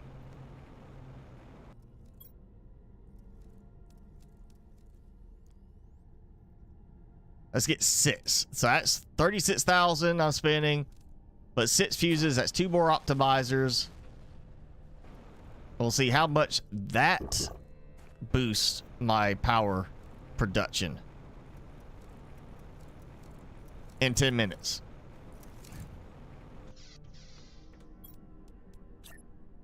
I say that's right there. One of the few things that uses obsidian right now that I actually need obsidian for, and I have more than enough. That's why I haven't worried about building a proper production set. Actually, you know what? I realize now I have 1 tier 2 extractor. I was giving you some flack at spots for it. I have 1 tier 2 extractor because I have it in the obsidian fields. That's where my tier 2 extractor is sitting right now, because I don't need a focused tier 3 extractor over there. I just hadn't bothered to go over there and change it out. Let's actually look and see if I can remember where I put it. Oh, there it is. Okay, so not too bad, but I mean, look, that's a lot of obsidian for not using that much.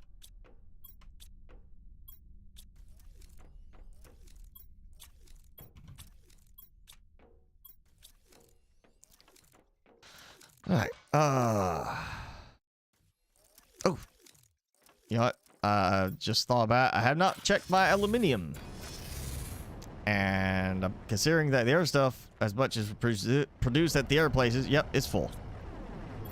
Means my zeolite's probably full too, but I'm almost out of room for zeolite.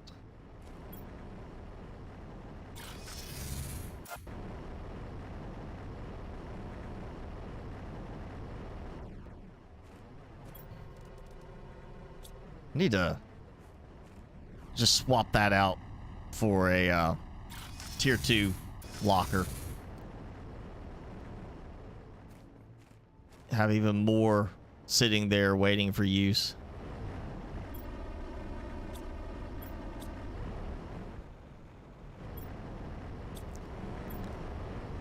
So, you know, I've got the I think I may have forgot to mention this one earlier. I've got the recycler into containers, or recycle into containers mod that lets the recycler dump into a container named recycled. I feel like there should be a tier 2 recycler that it doesn't go into a container, it has a container. You know, it's like with these, we've got a container attached. We should have a tier 2 recycling machine that has a container attached to the end. So, like, I go here, I put something in to recycle. Like, it should have a bigger container. It should be able to take multiple items, recycle them in a rotation like an autocrafter does. Like, every 5 seconds it runs. Let the tier 2 recycling machine have the size of a regular storage crate. Have that on one side on the input, one on the output. So you can put it in, and it will recycle until the input's empty or until the output is full. And let that just be part of the game. And with that, you could actually have recyclers that, if you're not using the inventory stacking, that would tie in really well, honestly, with the drones and with an automated recycling machine that's part of the game. You could have your caves, like I'm doing. The iridium cave is doing just iridium rods, sending them over. You could actually have it where it cycles out iridium rods to the recycling machine to convert them back to iridium, which then takes that iridium and keeps going until your iridium storage is full, and then start stockpiling your iridium rods on top of that.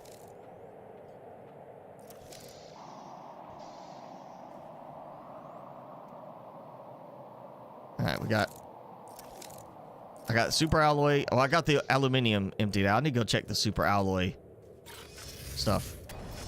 I'm getting to the point now I'm almost ready to actually turn the other side into a super alloy rod production thing. Or maybe just add some more here and for regular super alloy, and then do the rod production back at the base instead. So that I don't have to worry about bringing even more aluminium here.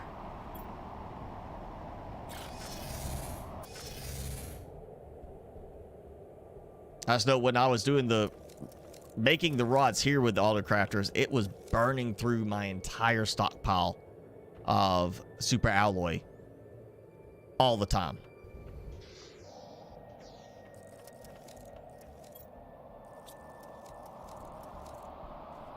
All right, that's a fabric rocket landing. Oh, and speaking of rockets, let me double check, because I feel like those are the same rockets that were there for the cookies. Nope. Somehow these keep getting offset from each other. I have matched them up repeatedly, and they just keep like getting off sync from each other. Like they're producing at the same rate, but somehow they keep getting different values. Like one will have 5 and the other one will have, then, you know, get 3 and it'll reduce, but it's like somehow they keep, I'll have them synced up perfectly, and then they'll just, you know, it'll start doing that, getting them offset. Tier 2 extractors are slightly faster than Tier 3. Oh,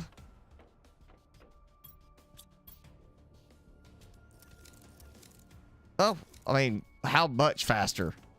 Because, you know, when you throw in the optimizer, it definitely helps. Or you just throw in enough Tier 3, you know, it definitely helps on that.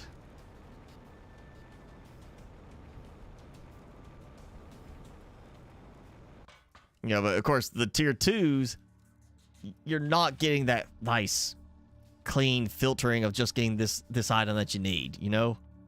Let me... Oh, I heard another rocket. Oh, yep, there it goes. Finally, one of the cookie ones launched again. So I'm going to do... Let's just start with the easy one. So 50 of those. I need 100, 200 super alloy. So... That's enough for that, yeah. And I have some there, so yeah, that's another 150. 500 super alloy is what I got. So that gives me enough for 50 of that, 50 of that, 50 of that. Okay, that's what I was worried about. And let's see, 50. Yeah, so I need 400 super alloy to get 50 of each of these. It's fine. And then these, I only need to do 30, and that doesn't need super alloy. So I've actually got what I need. I just gotta go get the air supply. So we could do a 230 rocket launch in one go at the very end. Last thing we do. So as soon as the lag lets up and I can save, I'll close out before it's all the storms start in that I don't care about. That's why I don't want to build a lot of drills, heaters, stuff like that. I got only so many farms. I want to focus on the rockets.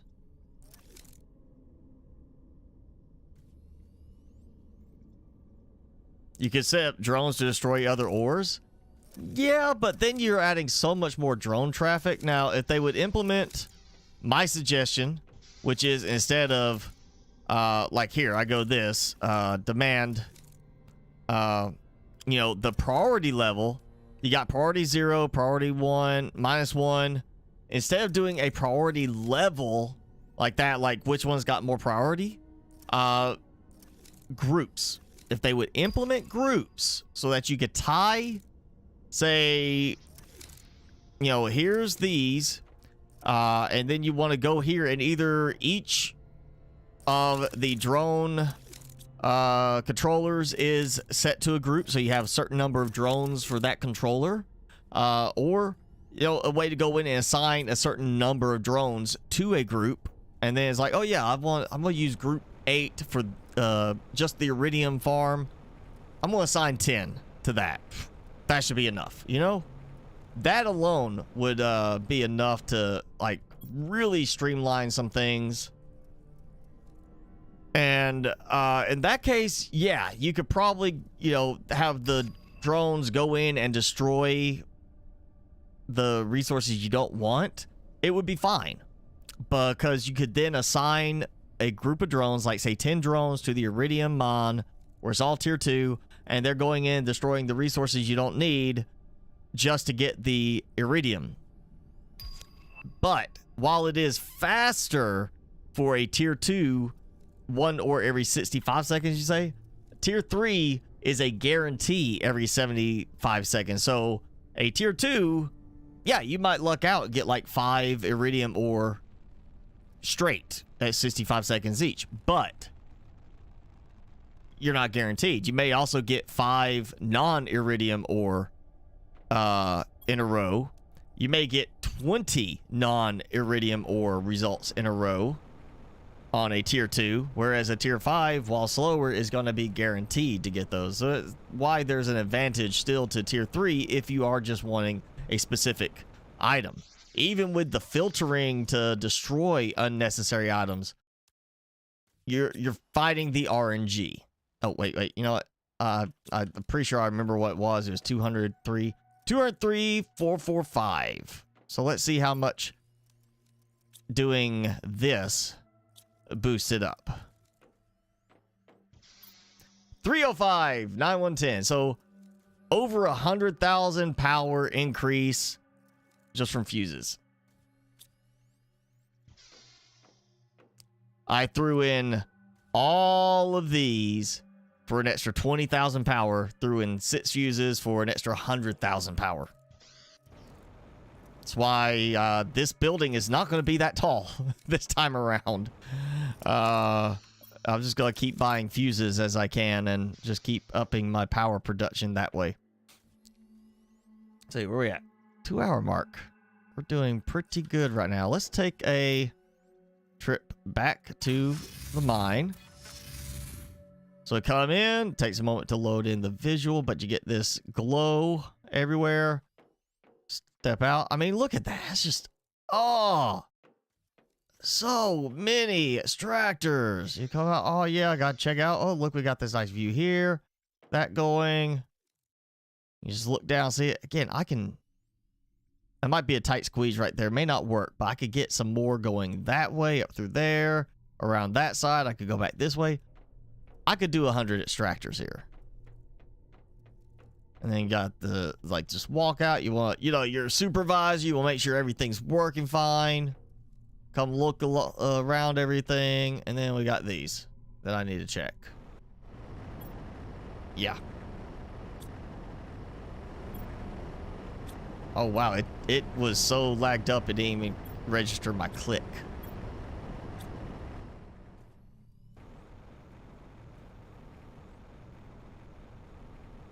I didn't make it that time. Alright, I need a bunch more iron, and I need some silicon. Did I ever visit the area where you get golden frogs? I didn't have a need to. I just made golden frogs. I mean, I still got... Which that reminds me, I need to probably check, see if I'm getting full again on phytoplankton. So I hadn't checked recently. Oh, I am full. We're about to be full.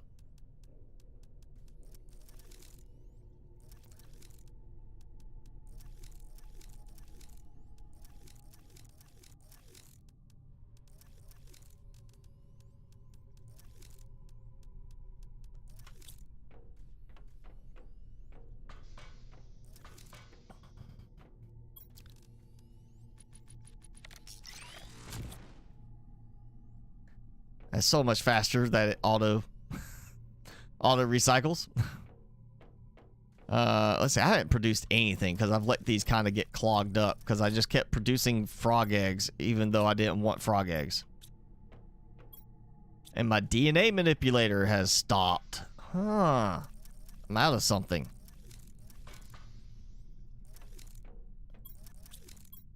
Okay, it's not fertilizer. Not that. Not that. Again, I am out of mutagen tier 3. Why am I out? I had this happen the other week. Like, it stopped producing. Actually, I had that happen where I came here after last week's stream where this was not working. I added mutagen tier 3 over here, and it immediately started crafting mutagen tier 3 when this one would not craft anything, like it was out of range. And then as soon as the other one started crafting, this one started crafting. Well, let's just do the same thing here. And it's not like I don't have those things, and it's not like they're not in range. Okay, I'm going to have to move it. Tier 3 is not going to work there. Did it anyway? Yep. Nope. You know what? I'm clear it out because apparently the ones on the end are going to be a problem.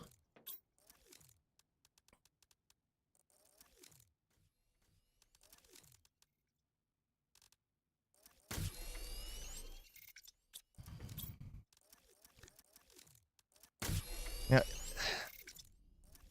I don't think it's the mod, and it's not updates because it is working for certain things. But it seems like the autocrafter gets a little confused on what's in range and what's not in range.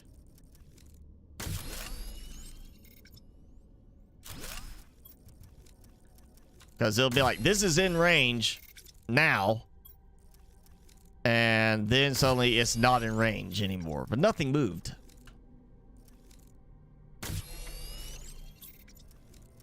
Okay, so let's go in. So this is... Oh! Will you look at that? There is nothing in range, and suddenly it starts producing again. I'm about to just take those two out, I think. I think those are just too far out. Yeah, it's getting stuck where it suddenly is just like, oh yeah, there's nothing in range for me to craft using. And then it starts again as soon as you get like 2 or 3 of them going on your own. I feel like I am at time to save and reload again. Because it's having issues like that. See you, Jason. Thanks for hanging out.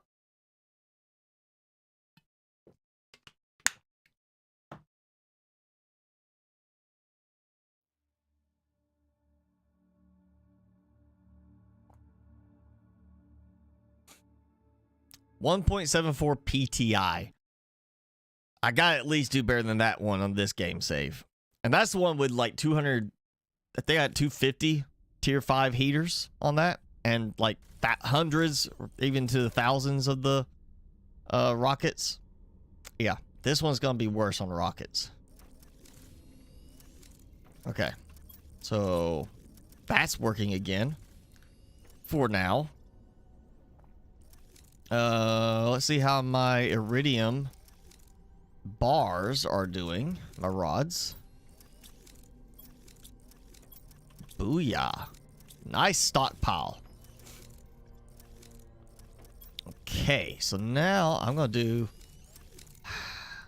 something that's going to destroy my stockpile. I'm gonna get it crafting rocket engines again. So I have more than enough over here for any massive amount of rocket launches. I'm just gonna do right there.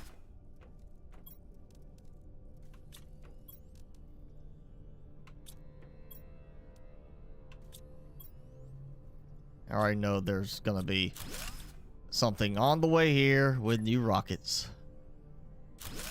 Okay, so we're going to do rockets. And we're going to demand... They are rockets. Okay. And then...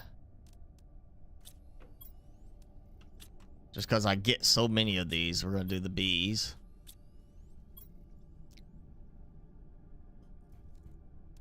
I'm not even going to do the demand. I'm just going to have where I bring it over here. Okay, so I got those. Now I need a super alloy. One. And really, the rest can, you know, I just do one here for super alloy, and then the rest can be for whatever else. Because I get tons of bees. And I'm going to need tons of super alloy. Everything else can just be kind of bring over as needed.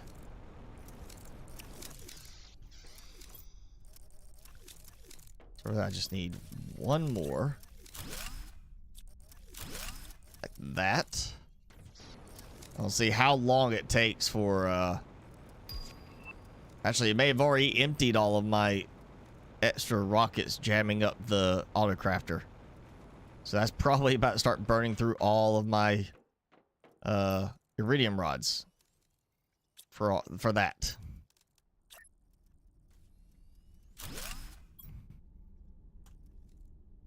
There we go. So alloy.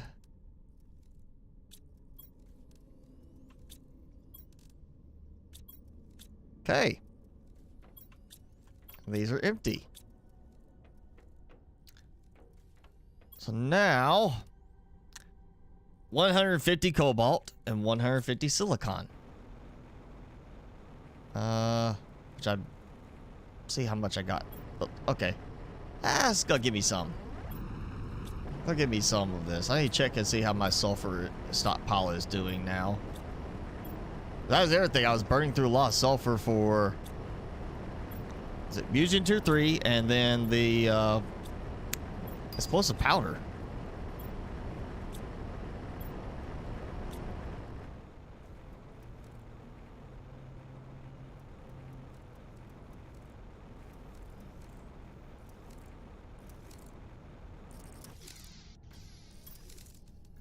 Let me see how my sulfur supplies are. Oh, finally, it's actually filling up. I was kept running out, so I could turn those back to normal production. Which means soon I'm not going to need that many of them. I'm going to fill up everything.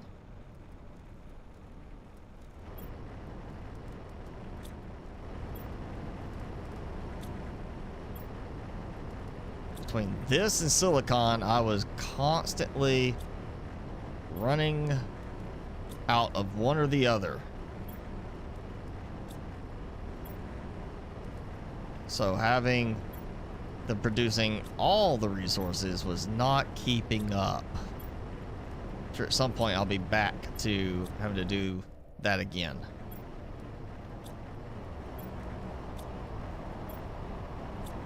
You know, I haven't lost any rockets yet today. And I'm actually getting storms, but I have not gotten any of the boost drops, the resource pods coming down. You know, it's not a storm, it's just, hey, here's the sound of the meteor, and it's one of those resource drops. I haven't had those in a while. I had like 2 in one live stream. Now I haven't had one for like 2 live streams.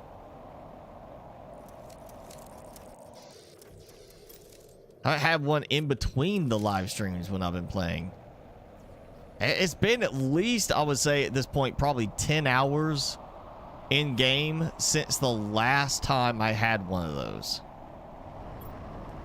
I feel like I'm due for one now, you know?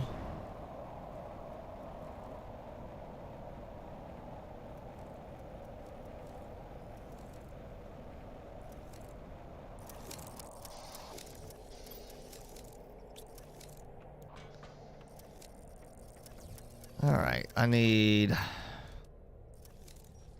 well, not that much.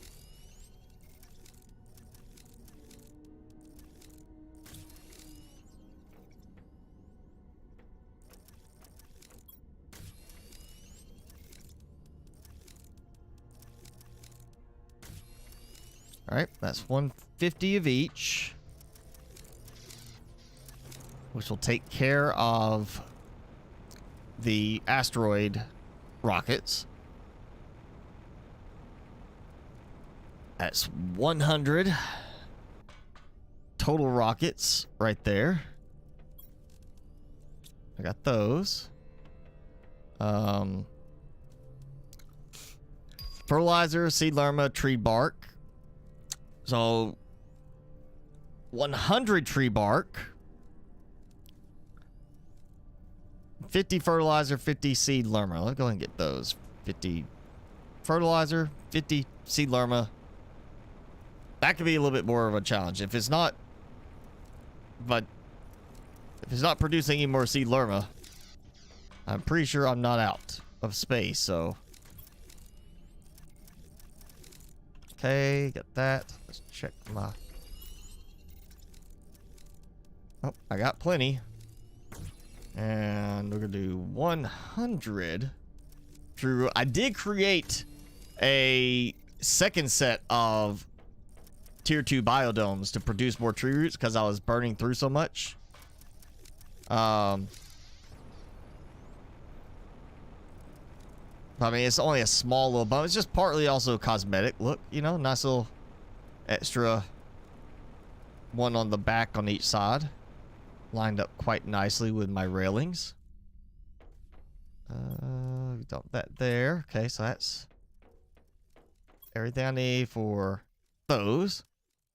50 bacteria, 50 mutagen. That takes care of all of those. Which leaves me is osmium rod and mutagen tier 2, I think, for the B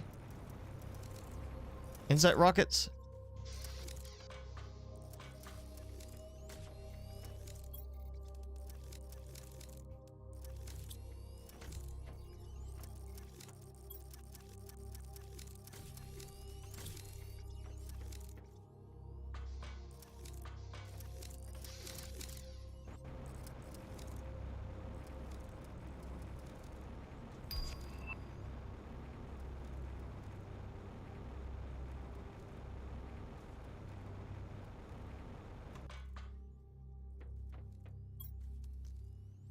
Okay, so 100 of those, 2 different rocket types. 50, yep, okay, got enough for that. I know I got enough bees.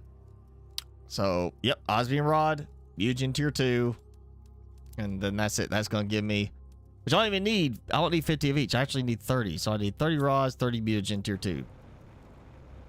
And then I have all my rockets ready that will launch in like an hour. Well, 45 minutes. We'll launch it right around the 3-hour mark. Because it'll probably take 15 minutes for it to process all the rockets.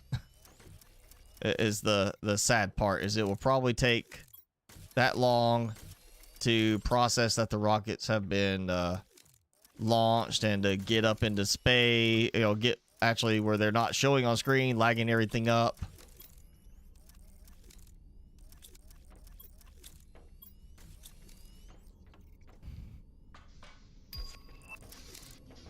Okay. This will be it. So that's going to be 230 rockets. I want to say I think that's the most I will have done so far this game now. I know I did like, what, 200 last week in one launch, I believe. Which was problematic enough on its own. You know what, I can just shove those in there. Bam. Okay. Tons of bees. I mean, I'm going to use, like, plenty of those. And we got plenty of that. Yeah, rockets are good. Probably burning through my iridium very quickly now.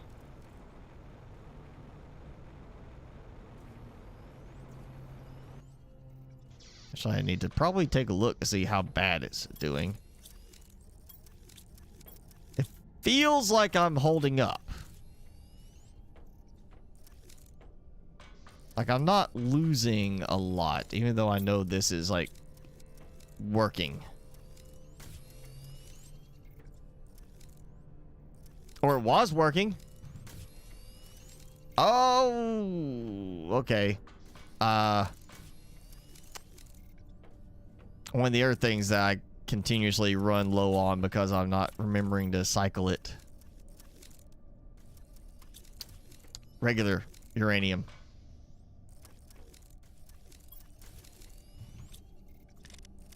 So my rockets have not been producing because they didn't have any uranium to produce them. So that is gonna be quite a bit.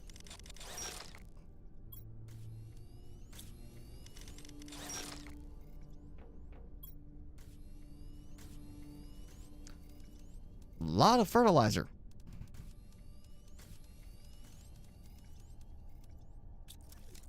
Sitting right there. I'm okay, seriously, I've got too much fertilizer. I guess I gotta turn this off now.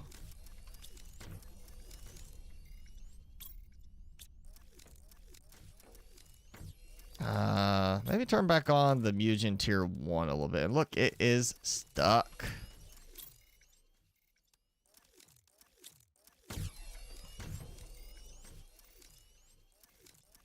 Okay.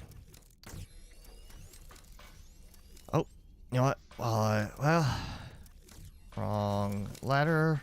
Here we go. Oh, there we go. Yep. All right, that is producing steadily. Probably going to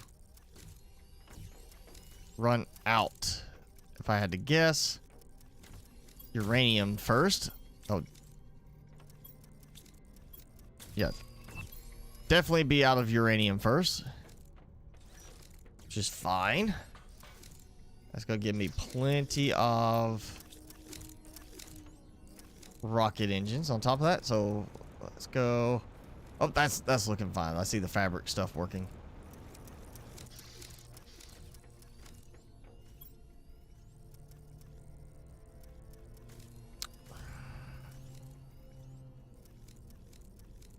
No, let's just do it. Let's go. Well, I've got our stuff going nice and on autopilot and everything.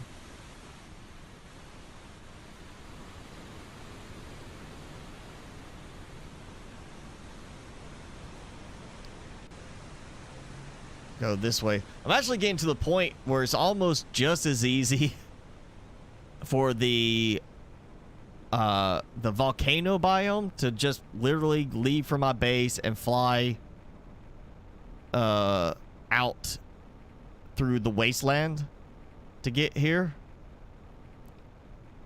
to get where my extractor is.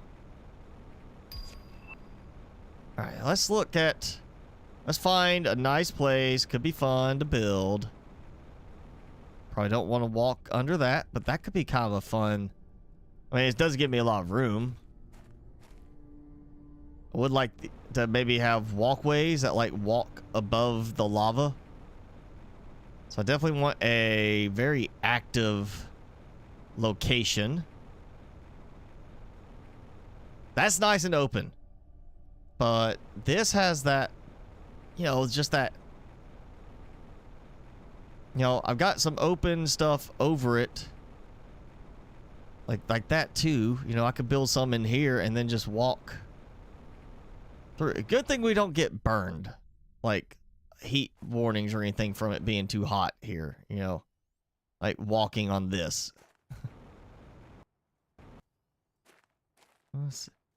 You know, I'll just tiptoe right here. Oh, good. It's not killing me. Oh, good.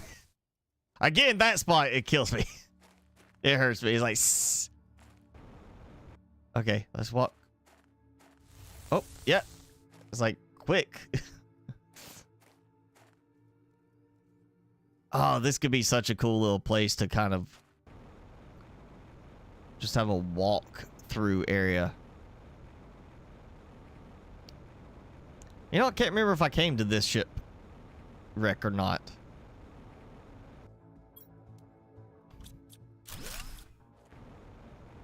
Now that I'm thinking about it, I can't remember if I did come here. No. Alright, so a little bit further back. But now we got a very nice lava lake area. Could build out there.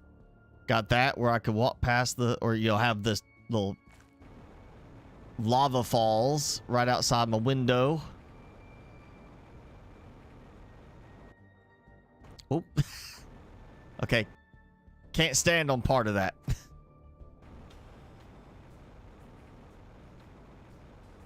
Yeah, this is where I need to build. It's right out here. So lake very close to the wreck. And now let me check, see if I've actually been in the wreck. Because I cannot remember. I think I have been in here. I heard door. Oh, yeah, okay, yeah, I've been in here. I remember that now. Finding my way in through right here.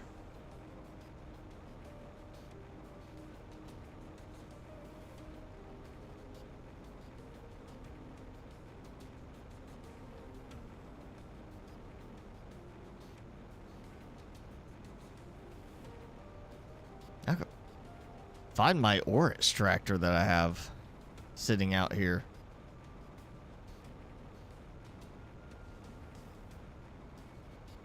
Okay, back to that spot.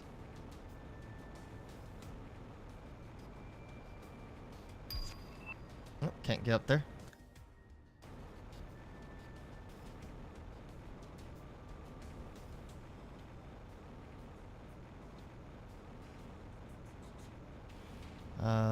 Okay,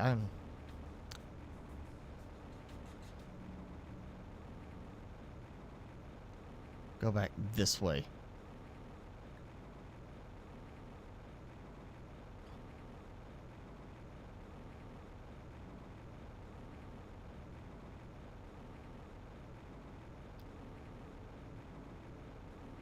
There's another big lake. Doesn't feel quite as wide open as that other spot.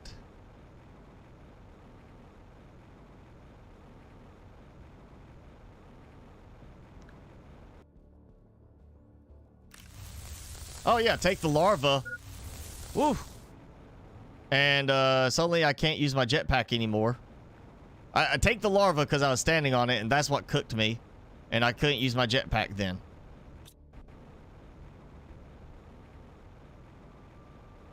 All that to get some frog eggs for display. And oh, there we go. There it is. All right, I am taking this out. Coming with me.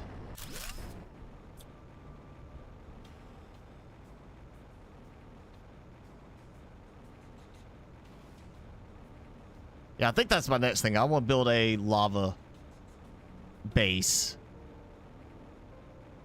Have something, I mean, really it's just gonna be decorative. Like, until we have some kind of lava based power, which is, could be cool. I mean, maybe too much of a, you know, reference to Subnautica with thermal power in that, but it's also a big case if we get thermal power, that's not gonna do me any good. It's gonna be too low tech at this point. It'd be good for beginning of the game if you start in that area. But I didn't start in the area. So even if we got that, wouldn't help me. So I think really, it's just gonna be a cosmetic base with, oh yeah, look, I can go over here and get some obsidian when I happen to feel like I need some. Oh, give me the eggs.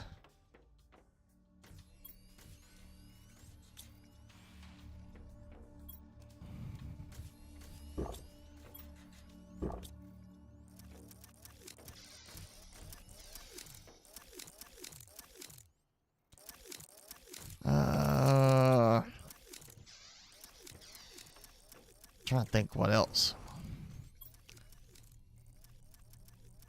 You know, I might like set things up to do larva again, just to have like a golden larva, golden fish eggs, golden frog eggs at each of the bases. It's kind of like, just like, here's a little display thing, like almost like it's a plaque rather than it's, oh hey, it's a, you know, here's a butterfly.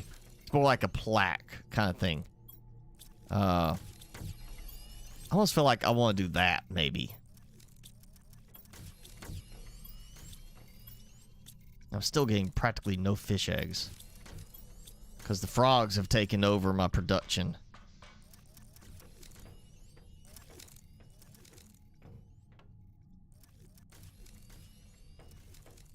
Hmm. 11.5% to mammals. Whenever that update releases. Trying to think. Well, you know what?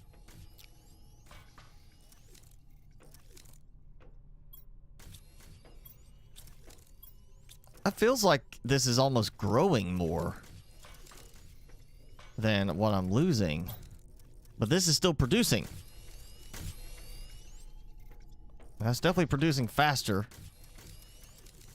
than what I would expect, you know, all those extractors to be producing. Let's go ahead and do that. Get rid of a bunch more. Ah.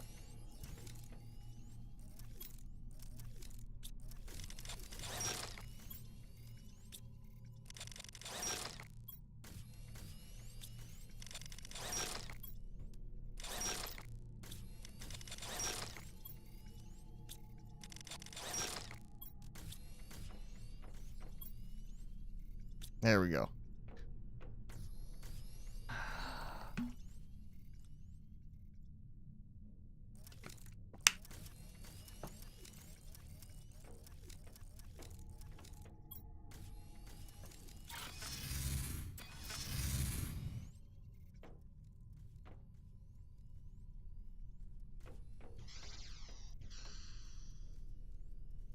Trying to think what else I could do in here. Rather than take that out since I'll actually need. Well, you know. Could do. That could actually work. Instead of a foot locker, we can have a wardrobe for our techs that are staying here. And then we got this little area. We need like a TV. Like not just a screen. We need like a screen. You know, maybe not TV, but something that's like, you know, some kind of entertainment screen. Would be cool to have. You know, we already got the basics for it. Here's a screen. Big one goes on the wall or one that goes on desk. And have it be like, you know, you can display like a picture or something like in Subnautica. Could be kind of cool. We could have like here, display a picture. I could go take screenshots of some of the production and have different ones there. So it could be like security monitors that are watching the extractors to make sure they're working. Give a kind of a nice little touch to that. Oh.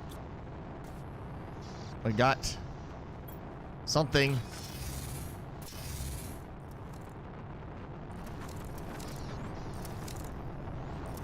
Seriously.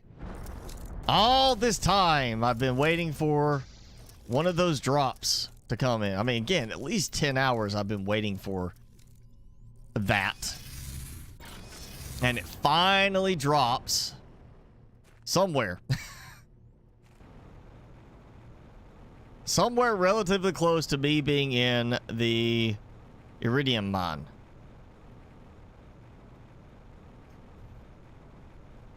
Oh, is that it? I think I found it. Yes. There we go. I can find. It's not just going to be, here's random storage crates laying around. Terra tokens. Oh. More Terra tokens. There we go. That's 5. I want to say the last one that landed was like I got 6 out of it. I could be wrong. Okay. I got those. Right, so I got those out of the way. If there is a 6th one, I'll notice it. It used to be like I want to say at the beginning I got 3, then I started getting 4, now I get like 5. I believe the last one I got was 6 crates. 100 tokens, 2 500 tokens.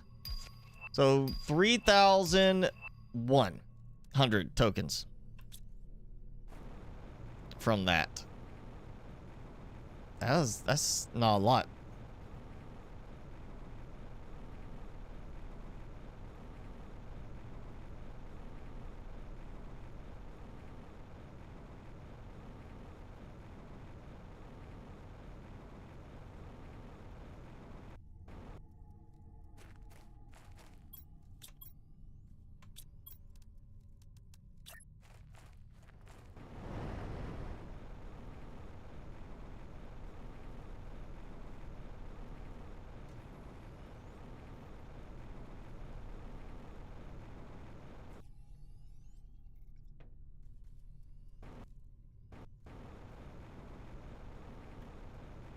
Ah, come on. Snap in.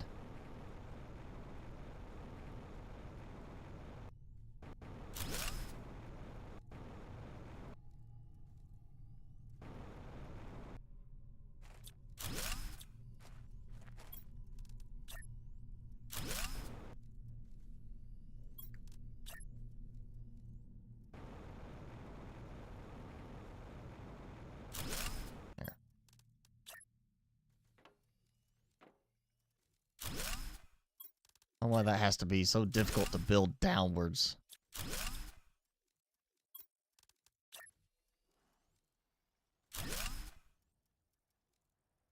And now I have a support structure. I'll grab these.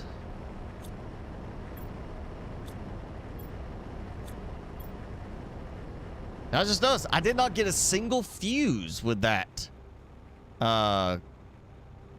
With that supply drop. Typically, I've gotten like 2, even 3 fuses per supply drop, and this time I didn't get a single fuse. That was a very low quality supply drop. Like almost a pointless. Yeah, it's a pointless supply drop. I mean, unless the C's were something really special, that was pretty much a pointless drop. I've got better.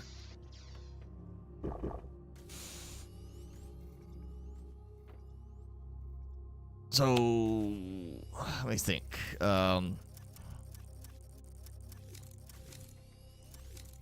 Obviously I got some algae being produced.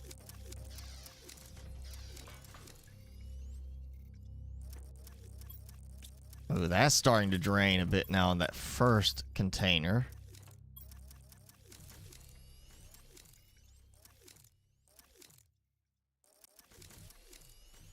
Yep, that's gonna clear through some supplies really quick. Let's see how I'm doing. Where we at? We still got a little bit of time. Feel like I'm gonna launch all these rockets, let it completely fill up to overflowing again, and then do an even bigger rocket launch, which is already getting close to filling up.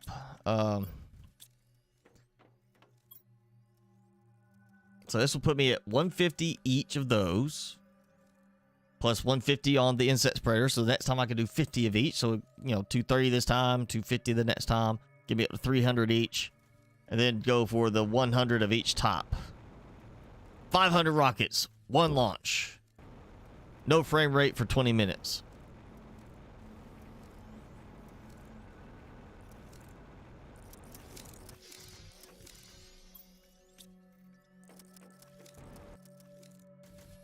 And you see those start moving a little bit again. That's doing pretty good.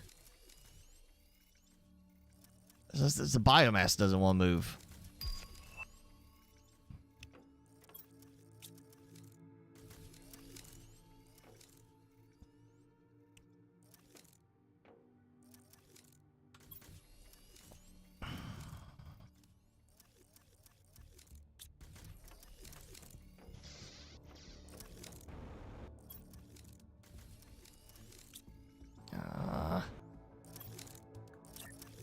Always gotta be just out of range.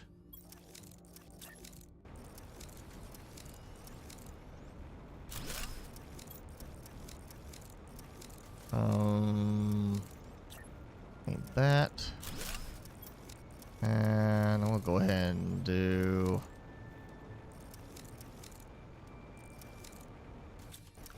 Oh, what?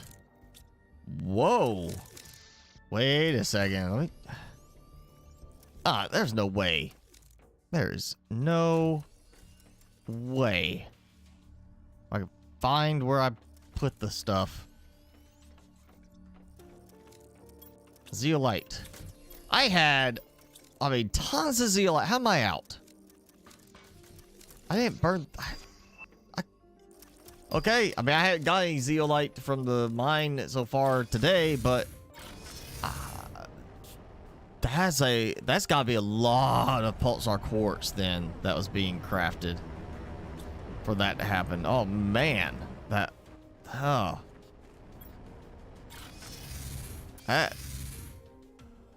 can't believe I ran out of something I had so much of that I got a point I was like, I just don't need to bother with this.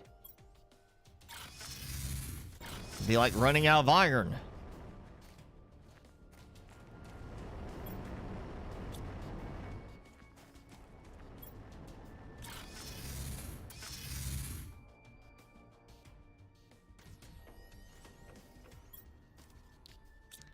There it goes again. I hear it. It's pretty much guarantees it's making it's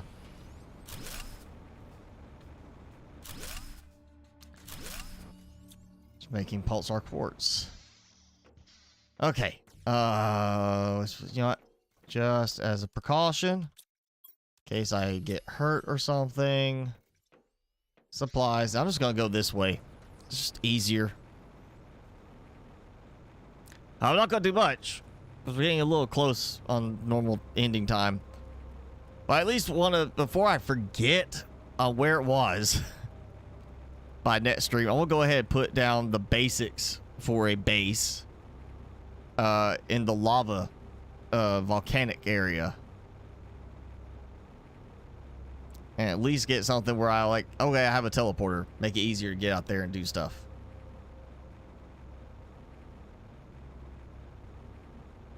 And that could be what we do next week, is build a volcano base.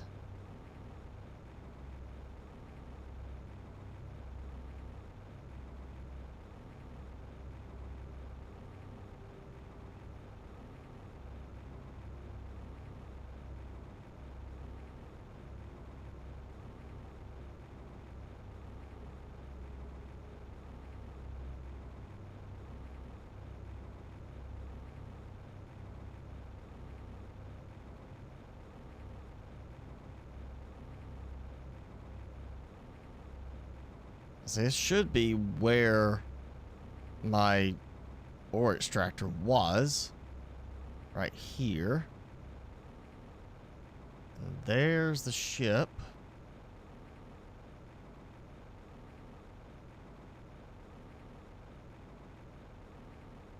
Ooh. I like getting supplies.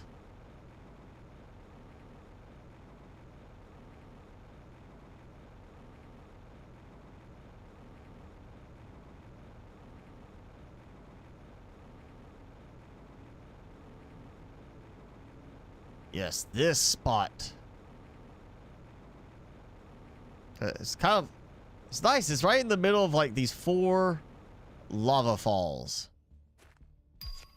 1, 2, 3... 4.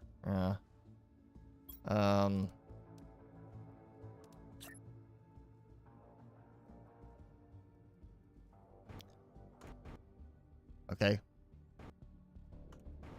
I was getting a little worried. It did not want to activate and hold the activation for my my jetpack, and I was like, I'm about to be stuck here.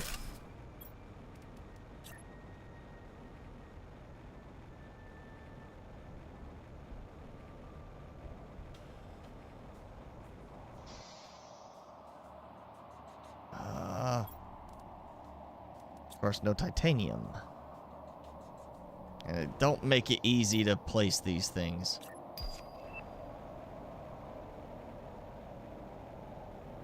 What should just snap right on top is not wanting to do that.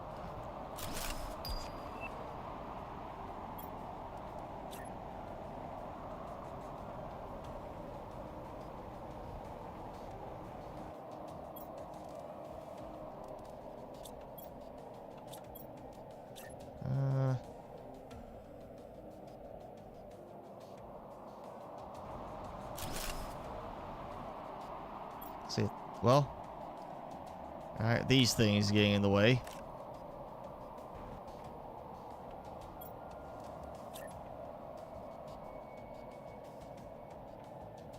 Oh, come on, it's the same shape.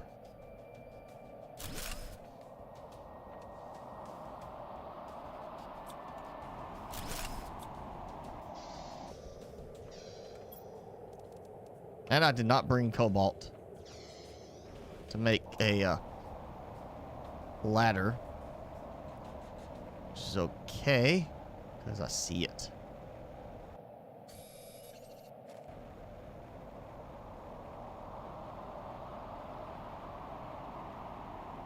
You know what? Yeah. That's not the best place for that right now. A little too difficult getting in and out of that spot. I feel like this might be a little bit safer. And we'll just do it in the corner. Oh, okay. I'm just gonna go like this then. That's one of the few things you can't rotate more fine-tuned.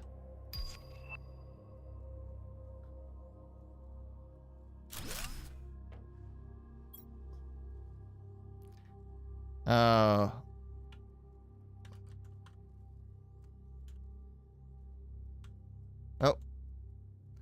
Alright, I was gonna try to be funny. Welcome to the lava zone, but let's just go lava zone. And it works. Climb up. Got a nice little, you know, panoramic view around the area. Look at the lava flows. Do some more decorative stuff with it. Yeah. Throw some windows in there. This would be nice. A little decorative base just coming here. And, you know, I'll do some obsidian work out here. Later. Well, I'll have to figure out what I want to do with this. Interesting, like, coloration change to it over there.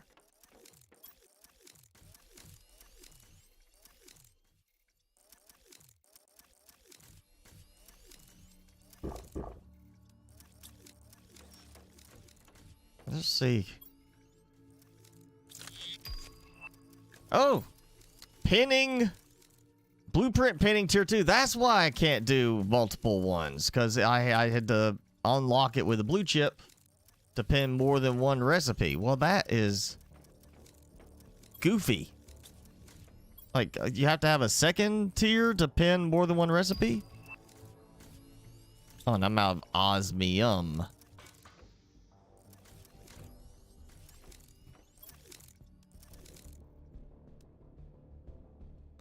I say I don't get what is osmium rods are just really slow to transfer from one side of inventory to the other. Like even here, transferring over osmium rods are slow for some reason.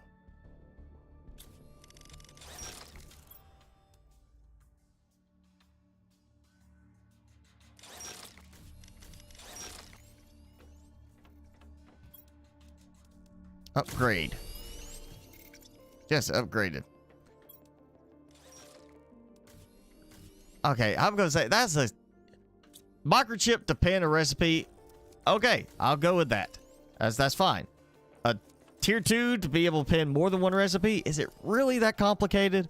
We're so far advanced. We're terraforming an alien world single-handedly, and yet we have to have the microchip to do pinning is so low power that it can only pin one recipe, so we have to upgrade it to pin 2. No, it should be one and done. There's no reason for that to be 2 microchips. There is no logical reason to make that 2 microchips. Why would we be so far in the future, so advanced in our abilities, that we simply sit there and say, oh yeah, let's produce this like less than a Raspberry Pi Zero capable chip?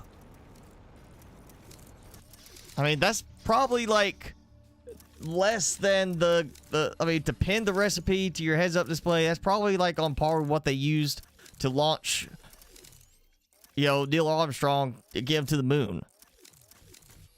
If not even less powerful than that to do that. So why do we have to have a tier 2 for that? No. I'm going to stay right there. That's my stance. Tier 2 unlock makes no sense for that. That should be 1 chip done as the upgrade. It's more than powerful enough to pin whatever number of recipes you need, because it's just something simple like pinning recipes. There's no reason to do 2 chips for that. And 2 versions of it. There's no reason. Just does not make sense.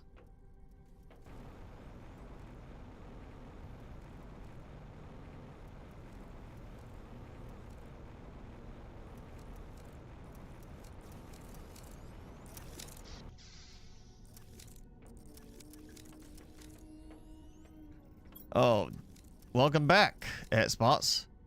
Did you eat a healthy dinner? A good dinner?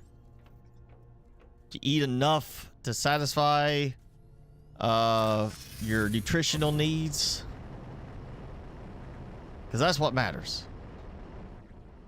You gotta eat to be healthy.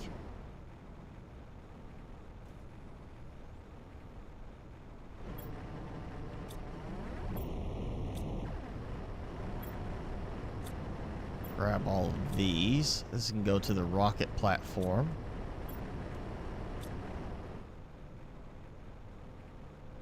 So I have a little extra super alloy there. Potato soup and salad. I mean, well, salad, as long as it's a proper salad, not like, you know, ham and turkey salad, you know, where it's like it's ham and turkey and you shredded them up and you mixed them together in a bowl and ate it. It was like a salad, you know, meat salad. You know, if it was like a regular, you know, veggie salad, then yeah, that's healthier. Potato soup, you know, you're getting your carbs that way. Hopefully, you know, something with the salad, you maybe threw in some kind of protein source of some sort. Make sure you get enough protein. The only other thing I would think could be, you know, something to worry about is make sure you got some protein. Guy Lot, hi. Thanks for joining.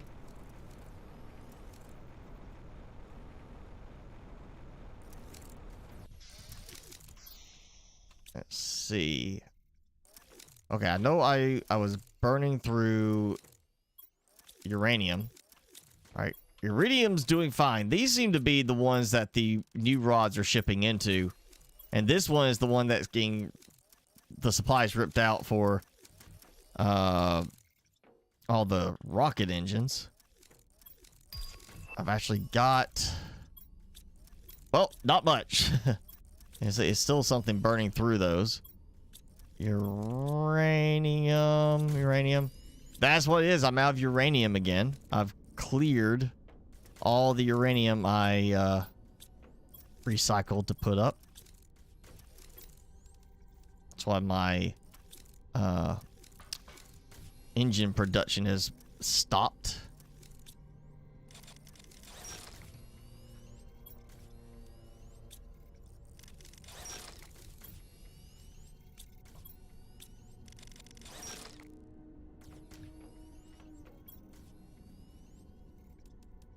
That's interesting. Suddenly I've got a ton of...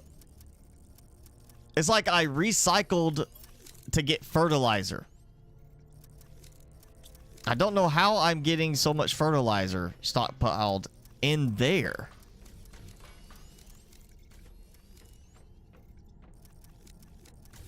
I mean, these are turned off. It's like every time I had like 4 fertilizer, I I recycle all the uranium, it's only have a bunch of fertilizer in there. And I don't remember uranium rods requiring fertilizer to produce. Let's see, mutagen. Yep, I caught it. I was like, I started thinking about it, and I was like, wait a second, I got both of them on. I think I'm producing too much tier 4. And I am. So, mutagen. The one. Yeah, that's still, I mean, that's full. That one little stack of mutagen tier 3. Okay, need to turn off these. Probably, yeah, this could be turned off again. Definitely this one for right now. And pulsar quartz. Let's see how my pulsar quartz stockpile is doing. If I can remember the right floor for anything.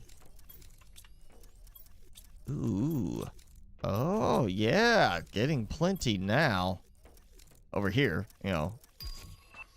Might start pulling some of that to ship for money, but more likely I'll just let it go.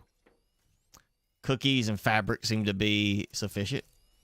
It's weird the cookies has slowed down so much, considering I went from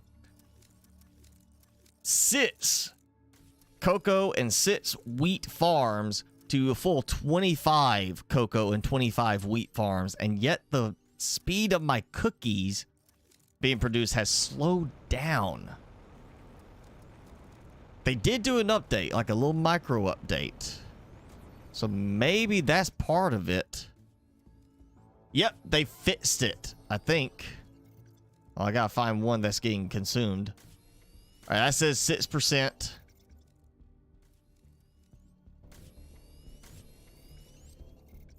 Wait and see it get suddenly drained to like 0.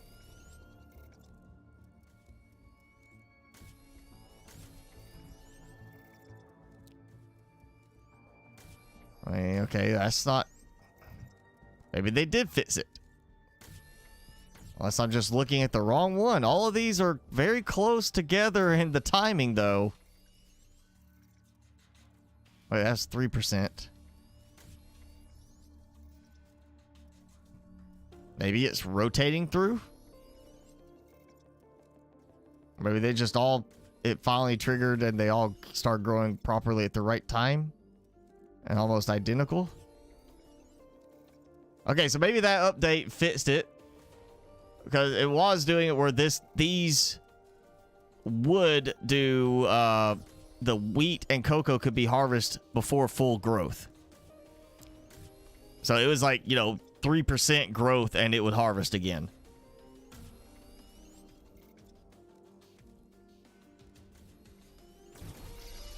But something has got these constantly producing still.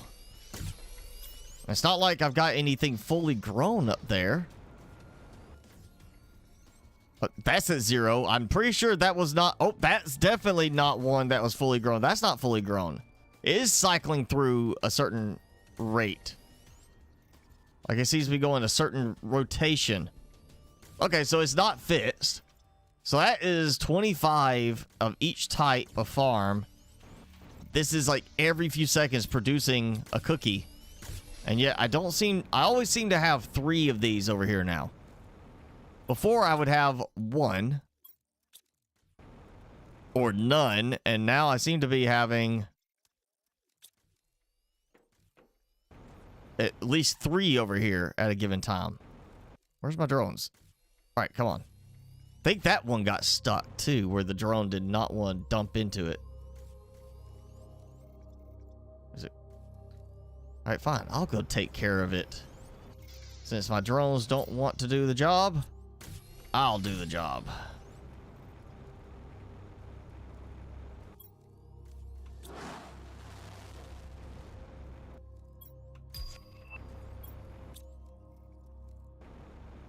And just got 1 rocket back. 2 rockets coming back.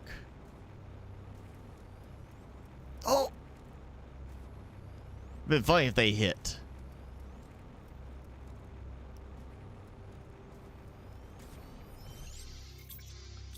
Oh, wow. Okay, now I am producing too much fabric. Because I have, again, I've seen it where it does get stuck even with these. So, all right, that one landed. Let's see. Where's my massive drones? There they are.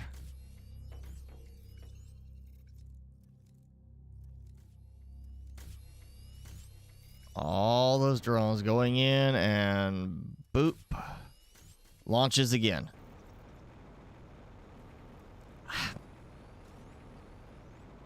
If the cookies don't improve, I'm going to swap 2 of those over to fabric just to keep increasing my speed on this. And I need to go actually put this away so it doesn't go in the wrong spot. Oh, what do we got? Got the big one. I felt like we got maybe one of these last time. I can't remember for sure, but finally I'm getting, like, I got the resource delivery, you know, the supply drop, and now I'm getting the big one. After I know it's been at least 10 hours to get that resource supply drop.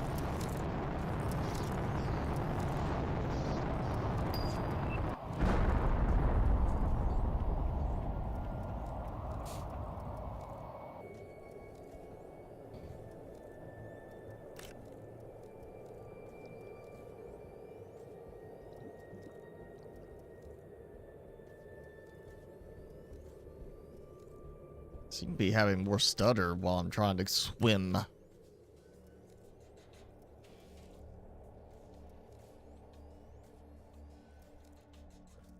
Just rotating, it seems to be not like saying the frame rate was fine, but it seems to be giving me some just little pauses.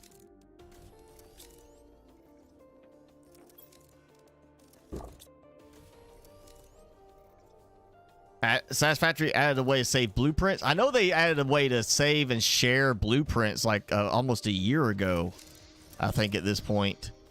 But they locked it behind a certain level where you had to, like, reach that tech level to get it.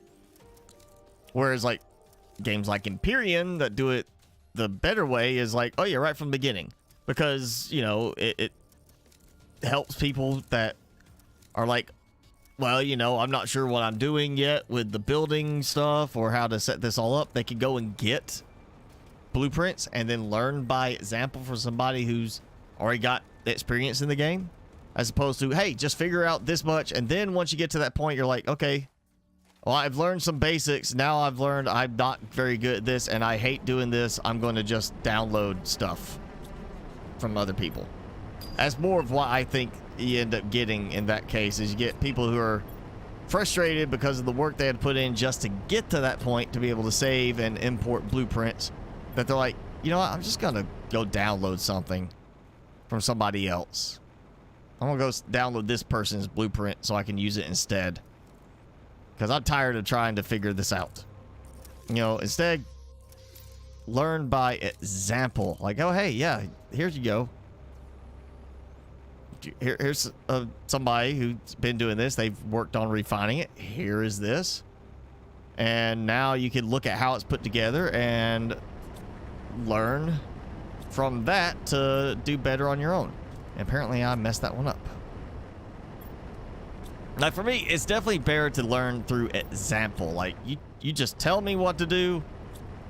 I'll do it.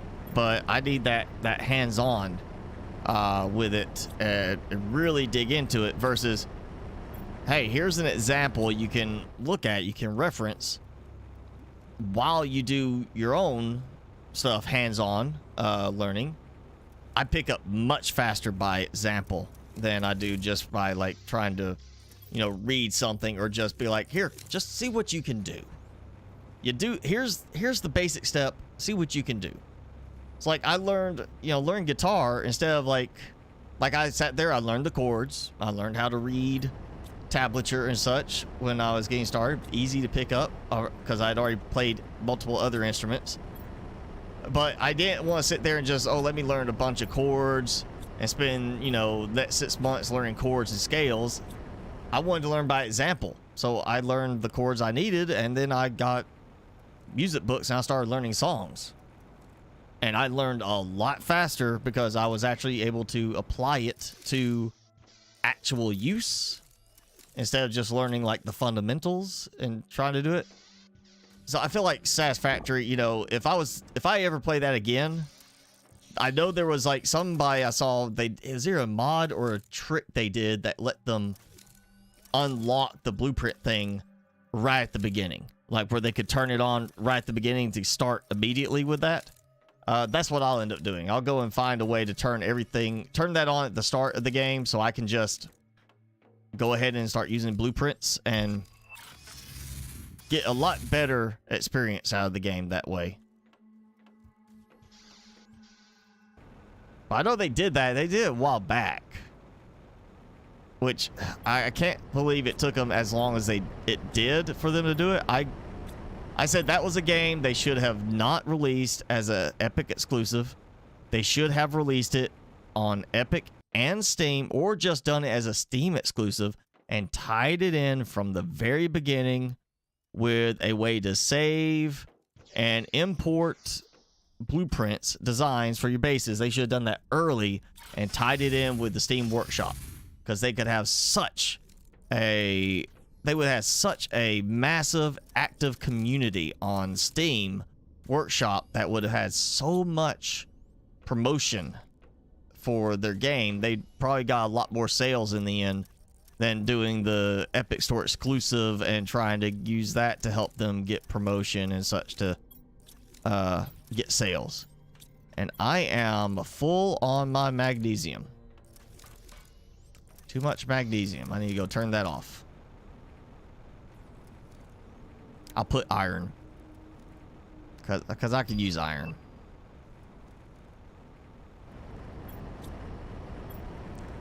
Or worst case, I might start taking all these excessive resources and just start crafting a bunch of super alloy.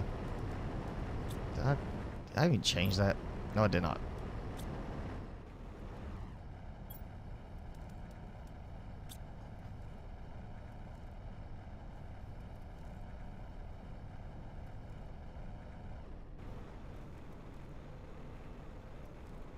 Most people who share blueprints put them behind paywalls, so you have to go and like buy their blueprint. I mean, if it was a game like Minecraft where you don't have that much, like, I mean, you got some interesting builds with Minecraft with redstone and such, but you don't have that much craziness. It's not like you're fine-tuning all these little variables on it. You know, if somebody did that on Minecraft, it wouldn't work, because they, you know, somebody figure it out and just be like, oh yeah, just do this. This is how it works. But with Satisfactory, you've got so many little details, like the timing and everything, that, yeah, I could see people wanting to capitalize on that and say, hey, I'm putting a lot of work into this, like figuring this out, making it look nice, making it work well, and making it super efficient. I want to get a little something for it. Now, selling them, I would say no. You know, doing something like that. But if somebody was doing like a Patreon page where they're like, I create, like, hey, you'll support me, I'm creating crazy complicated automations, like stuff like this, I'm making these blueprints available for Satisfactory on my Patreon page, I can see that. It's like a modder putting in a lot of work, like FCS, putting in a lot of work building out these mods. It takes a lot of effort, and yeah, you like to make a little something off of it. You know, you like to get, it's not just the, you know, you're doing it, you know, you got to worry about your bills, family, whatever expenses you got, beyond just the fact that, like, oh, I want to do this. You know, it's like somebody who passion project builds a game, but it gets to a point where they have to quit their job to try and keep the project going. They're gonna want money for it. It's not about just doing a passion project. It's about making money. Satisfactory, I don't know how much people could say, oh, I had to do this. I spent this much time. I had to quit my job to do this. No. But there is a guy that creates D&D campaigns, like really involved D&D campaigns. And as a Patreon supporter, you get access to them. And makes a lot of money on Patreon doing that by creating these unique campaigns and make them available to the Patreon supporters. To get them, you just gotta support them on Patreon. I could see that.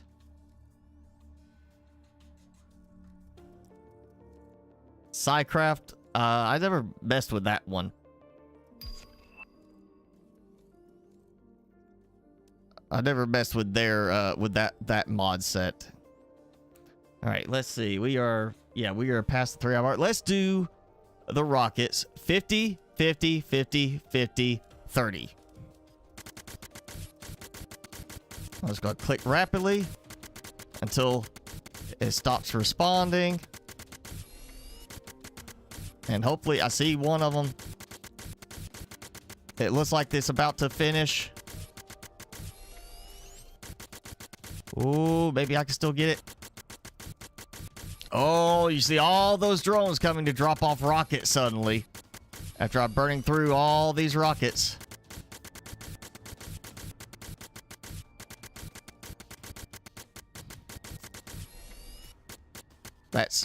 Oh, and now it slows down. They seriously need to do, like I was saying, they need to have a graphics option to limit the number of bees, butterflies, fish, etc. that are visible on screen at a given time to improve performance. So that is a 230 rocket mashup that is about to kill my frame rate.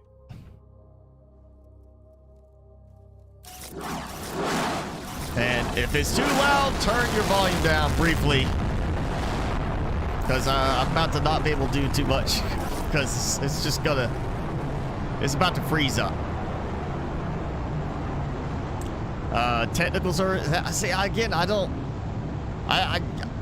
For me, there's certain mods I'll do in Minecraft because they help with certain automation aspects. Or certain things that, like, it just helps.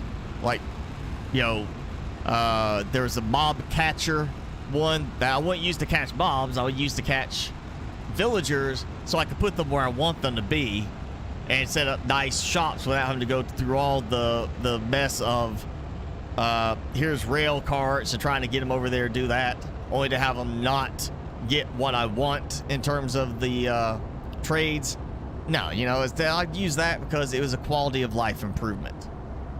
Because that's still one thing I think Minecraft is missing. They should have a more robust trade economy for the game. They should have it where, like, as you trade with a village, it ranks the village up because the economy is improving.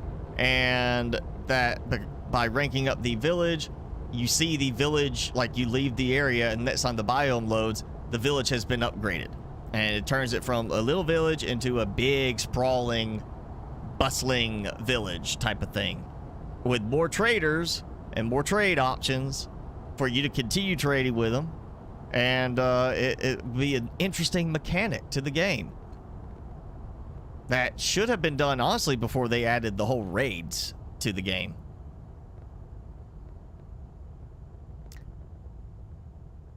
Oh, I don't hear the sound of a rocket launching now. It sounds like the rocket has gone away. Like it's still trying to process the rockets moving. But it's frozen. I can't do anything. Like you can't see it, but literally it's the little spinning circle of death from Windows. And the screen for me is white. You know, white it out with it. They made trades available, certain trades only available in certain biomes. Well, I mean, it could make sense for like, oh, you're in the savannah, you're going to have access to certain resources and trade, which is why I say they should have done something to upgrade the economy in the game to make it where as you trade, it grows the economy of that village, with the notion then that not only does it expand the village, but gets you more trades. Oh, there we go. That is a new sound. Wow, that is a different sound. That I mean, I've heard rocket launches in this. I've never heard it sound like a pew. I think it's something with the number of them. It's got almost like a echoey effect to it now. That was a new one there. All right, so back to the Minecraft thing.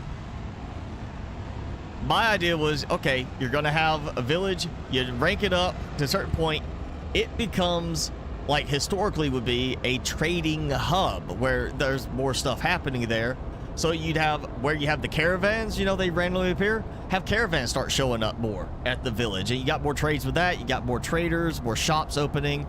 And basically the idea is you create this bustling trade center, and that would allow for more trades separate from what you would normally get in that biome, because there are traders who are coming there. There are caravans coming there because you've ranked that village up so much that it's become a trading village, a trading city almost. And that would have allowed them to still do the whole, oh, you go and get these trades in a certain biome, but now if you rank this village up by doing enough trades, you can start to get some of these trades, the other biome trades here too. That's what they should have done.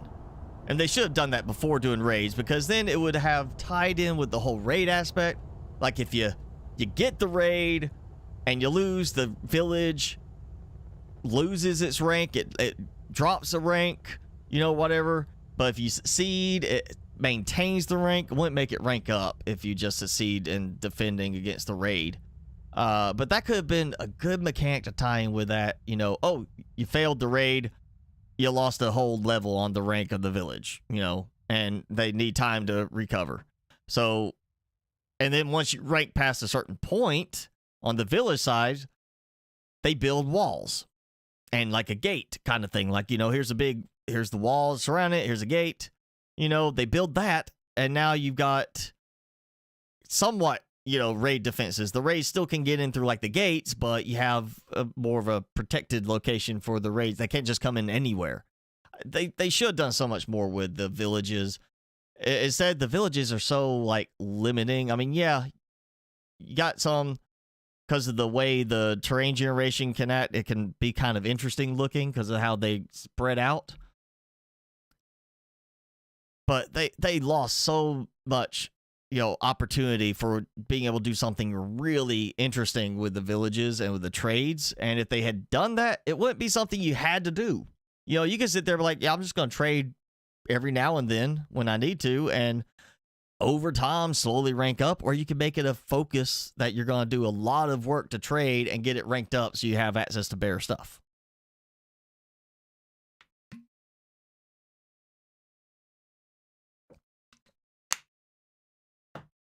That's why when I do the mods, I use mods like the, well, I was using the mob catcher. It's not supported on Forge anymore, and I haven't bothered playing to swap to Fabric.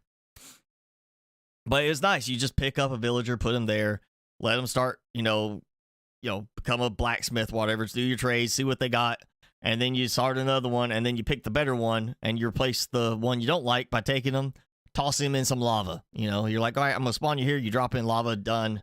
I don't lose any points with the village. I'll go get another villager, throw them in there. You don't have to mess with the stupid carts that way. You know, I'm much more of a quality of life modder when it comes to the stuff for me. It's, yeah, some stuff is a major overhaul, like FCS mods are a big overhaul.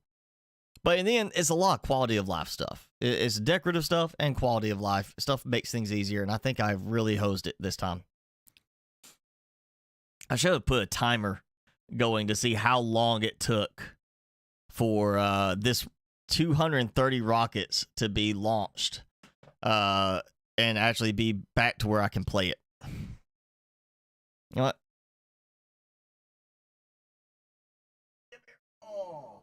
You can help me entertain, Timmy, while we wait for this to process.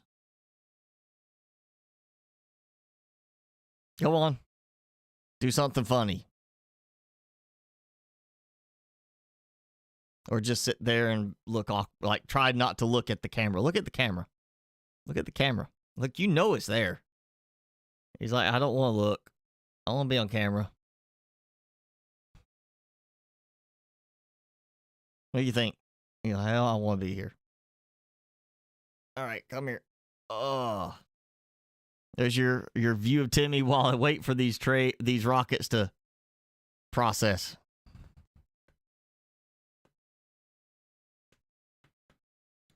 They stick. Oh, again, I haven't played Minecraft in a while at spots. I'm just like I'm at the point I kind of want to keep playing on the old save I had, the last one I did, because I want to continue building. Oh, hey, finally, no object to launch. So I have officially launched all 230 rockets. I just gotta wait for them to, you know, do their thing of getting out of this area. Which I guess technically, as soon as it lets me save, I could possibly save and not have the rockets there anymore. But I keep thinking of, like, I want to go back to Minecraft, play it again, but I kind of want to play like the old save because I still want to finish building out the village I had planned, like the whole setup in this little hidden, like, it's like a mountain ridge that goes around a lake, and there's some land down there, and I have done so much work with it, so many things, got so many farms built into the cliff sides, and it's just great. And I got, you know, if I had all the time in the world, like I didn't have to do anything else, and I could just sit there and play that all day long, I still could not get everything done that I want to get done, even in like a year of work. And I'd burned out way before then on not wanting to play it anymore. All right, you want to go back over here? Tired? Okay. And then I feel like, you know, if I played Minecraft, like, I'll just start a new game then. But it's going to be the same thing again. I'm going to find a spot. I'm going to start building farms, building out a nice looking base. And I'm going to get to the point where I was like, I'm tired of this. That's all I'm doing is building. I'm tired of this. And I'll give up again. Oh. You know what? Let me do this. I remember this now from last week. If I can get it to do the pause screen, it processes things faster. For some reason. Oh, there it goes. Yeah. I don't know why, but something with the pause screen, it somehow manages to process what's happening in the background faster. Like the bees are almost not there anymore. and then I do that. Let's, yeah, come on. Let's go back to pause screen. Any second now. I'm just going to let it sit here for a minute. Actually, you know what? Let's just test this. Because it is a pause screen. It technically should be pausing. So I'm going to pull up this and I'm going to see if it will help with process. Well, it's freezing up again.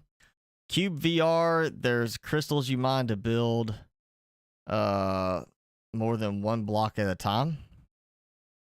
So like, okay, so like instead of one block of stone, you could use the crystals to help you build 4 blocks of stone, is what you're saying?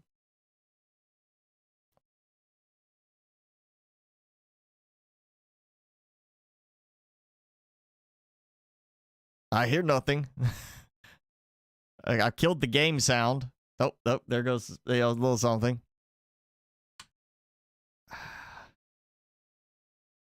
This is why I want a Tier 2 rocket platform for automated launches. Has storage, and you could tell it which rocket you want to launch, or you could just have it be like, here, I'm just going to send these supplies to it, and it will automatically launch one after another and disable the effect the storm effect. So you just have like one bee rocket after another. You don't have to see the bees going. You have the asteroid attraction rockets one after another. You don't have to have constant asteroid storms.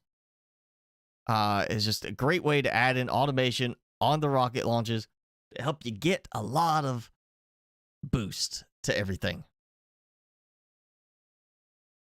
Makes it smoother and easier to build huge buildings. Well, yeah, if you're not, I mean, I guess, you know, if it's like, all right, here's one block versus here's an option where you could do 4 blocks, you know, or 4 blocks, like flip this way, then it helps because you're getting more. Or is it like other games where you can drag out? Like in this, I have to keep clicking to build, but there's other games where you can click and you can drag across and it'll show, you know, that, and with the dragging, it will then place all of it down in one go. You're not having to keep clicking. You can literally click and drag a platform out and it just builds the whole platform.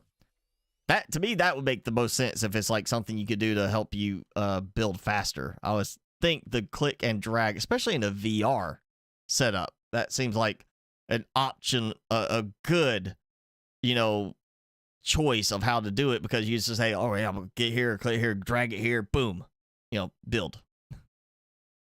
Okay. Oh. Now my cursor's not even wanting to move. Oh, I had the cursor like right in the middle where the little reticule is, and the cursor was literally just sticking there, like doing this. I couldn't get it to move. It just keeps freezing. You know what? All right, here. We're going to test it. I think I did this last time with a smaller count of rockets. Ah, they're still right next to me.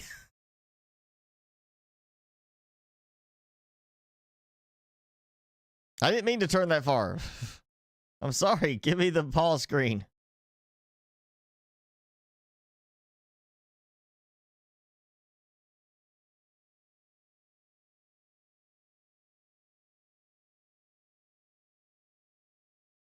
See, with an upgradable tier 2 rocket platform that you can automate the launches, wouldn't have to suffer through this.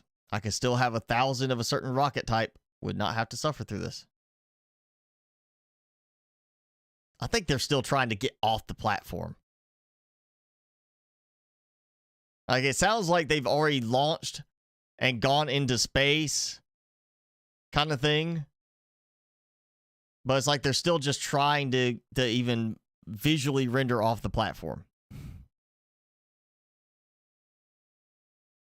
Come on, I hit the pause button. Escape! Ah, there we go. Okay, I'm just going to save. And exit. I'm not going to close completely out this time. I'm just going to come back in from the main menu. And it is thinking about it. Again, not responding, just trying to get back to the menu. This is why I said I was going to save the 230 rocket launch to the very end.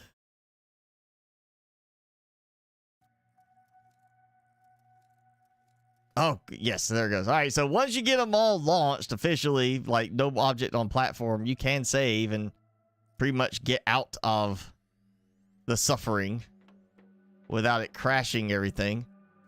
So 150 of each. Just make sure I did go to the menu and come right back in. But last week when I did that, it gave me problems. Like severe problems on continued performance issues. So if you're going to do it and keep playing for a while, you definitely want to turn off. Like there. How long it took for it to recognize I could even drink at that point. Just weird things like that because I launched so many rockets.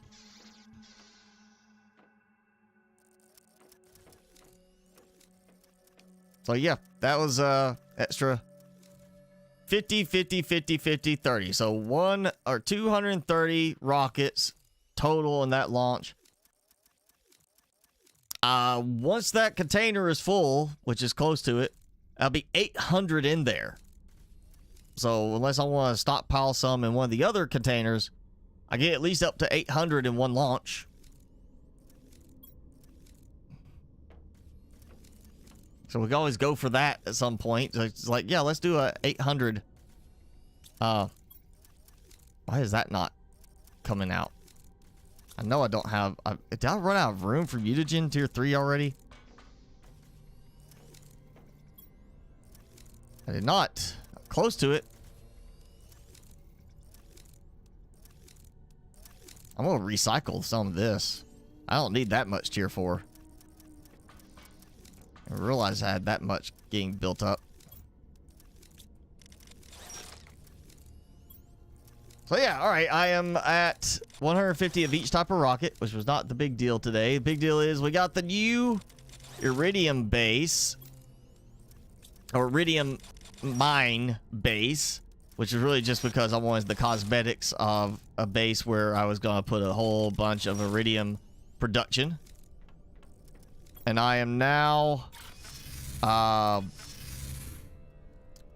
let's see, one already had, add another one, add another one. I think I had one, I added 3 more autocrafters to cover the whole area, but I added 70 tier 3 extractors just for doing the iridium production, on top of what I already had for that, and it's all to produce the iridium rods to ship back to the base for rocket engines, whatever else. And I still got room. I could still go, I could do some more right there, maybe. Depends on how that interacts. Do some along that way. I got some room over there. I'm going to see what I can play around with. I'm going to get this to 100. 100 extractors in here. Absolutely. I'm going to have 100 tier 3 extractors in here doing iridium, because I got plenty of power. Why not? You know, I'll just make sure everything's covered. I mean, that should cover at least a good section over here for the production on it. And I still got those for when I just need iridium. Yeah, I could put like a autocrafter maybe over here to cover some of this. Get some up there. Yeah, I can get 100 ore extractors in here and be producing huge amounts of iridium. Now I gotta figure out how I'm going to get some more uranium out of the existing mine, because I am going to end up burning through that pretty quickly too, doing rockets. I mean, I got a good bit there, but let's see. That's finally filling in good. That too. Yeah. Yeah. More super alloy. So yes, new base. Nice new kind of interesting look. That's what I was wanting to go for. Next week we'll do the lava zone. I want to do some more stuff out there. I don't really have much production I need to do out there, but we can do some more lava zone production or base building next week. Come up with some interesting stuff. Wow. Twice in one stream. 10 hours at least of none. No resource drops at all. And then I got 2 in one go. Well, yeah, 2 in one stream. That did not take that long for this one to fire off either.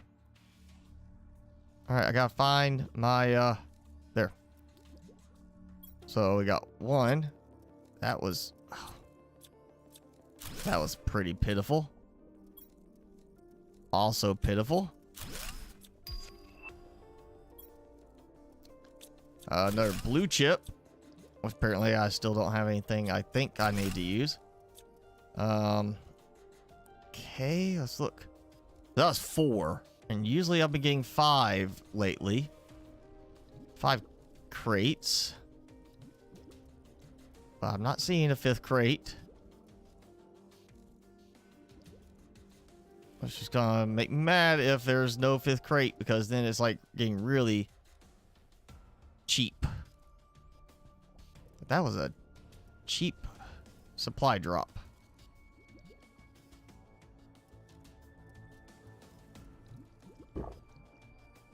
Uh, 500 tokens total is what I got this time. That is not very good.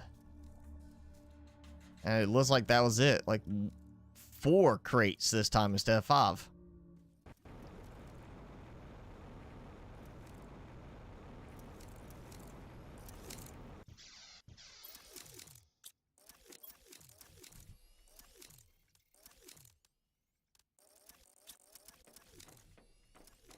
You know what? Let's just see.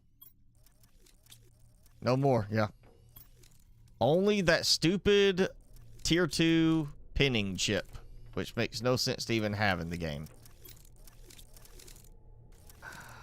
So that's 2 of those I got today. After I didn't get any at all last week during the stream. I didn't get any in all the time I played during the week. I get 2 of them, and neither one of them had a single fuse in them. That was,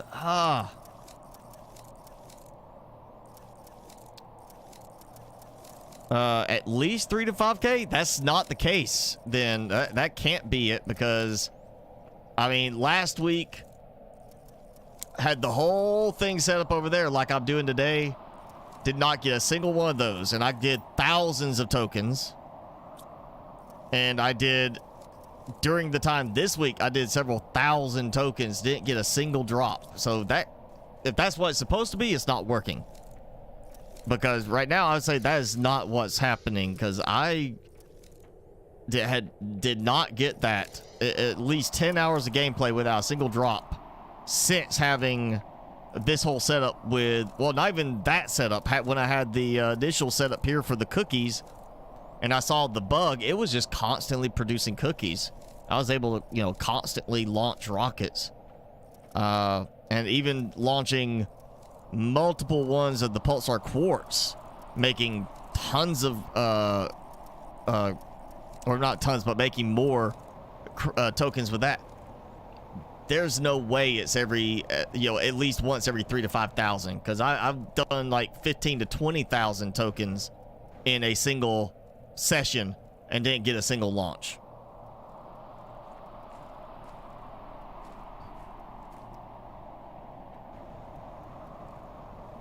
Oh, wait, I see what you're saying, that you get at least that many tokens from each one. See, I'm not getting tokens from them. You know, most of the ones I was getting like 2 or 3 fuses from each set coming in.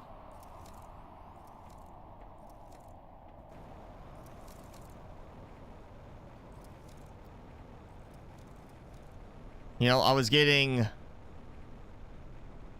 you know, like, was at one point I think I got like 2 energy fuses in 1 rocket or 1 supply drop. I was getting production fuses, stuff like that. I was getting 2 to 3 fuses every time, and a couple times I was got at least 5,000 tokens. I think there was one time I got almost 10,000 tokens off of one of those drops, and now I'm getting like nothing. I mean, literally, those were both pathetic drops.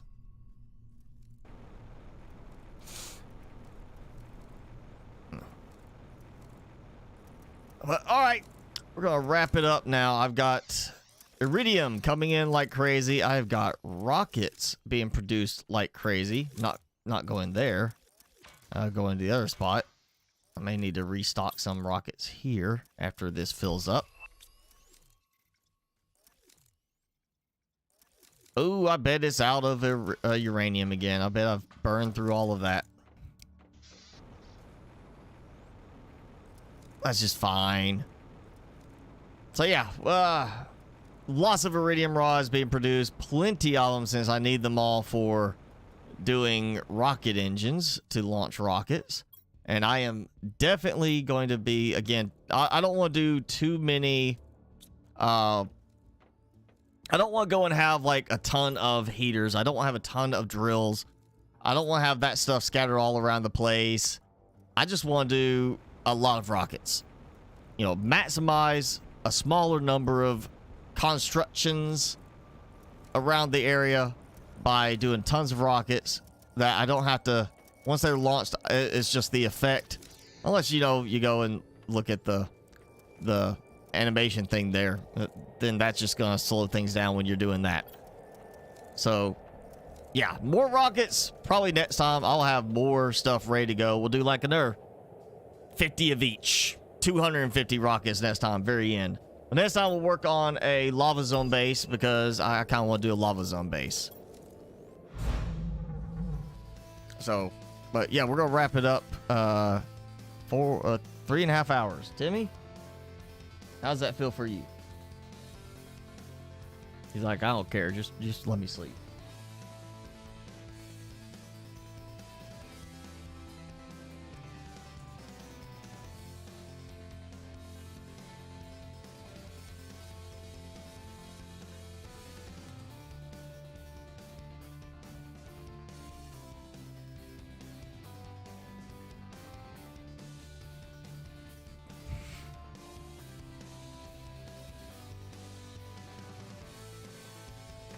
So tired, so sleepy from doing nothing.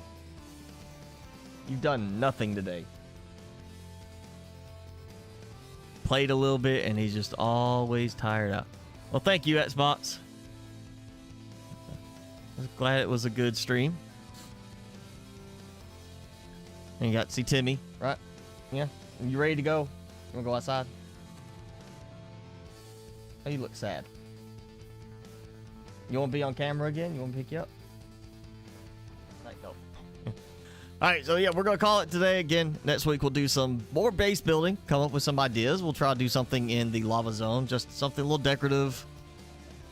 Don't need the production, don't need a lot of obsidian unless they suddenly add whatever next big update. We get like a bunch of new stuff that needs obsidian, so it'll just be something decorative. And since we can't paint our bases, I don't think I can get too much of the Mustafar kind of look to it. So we'll just see what we can do. But yeah, good production increase today. I'll see how it does this week. But thanks for hanging out, Xbox, Jason, Felonius, everybody else that jumped in. Let's see, I'm gonna see Guy and Eric jumped in as well. We didn't see Jenny today. She must have been busy snacking. Always snacking. But all right, we're gonna do this next week. Go enjoy the rest of your day, rest of your weekend. Be safe this week, and we'll see you next week.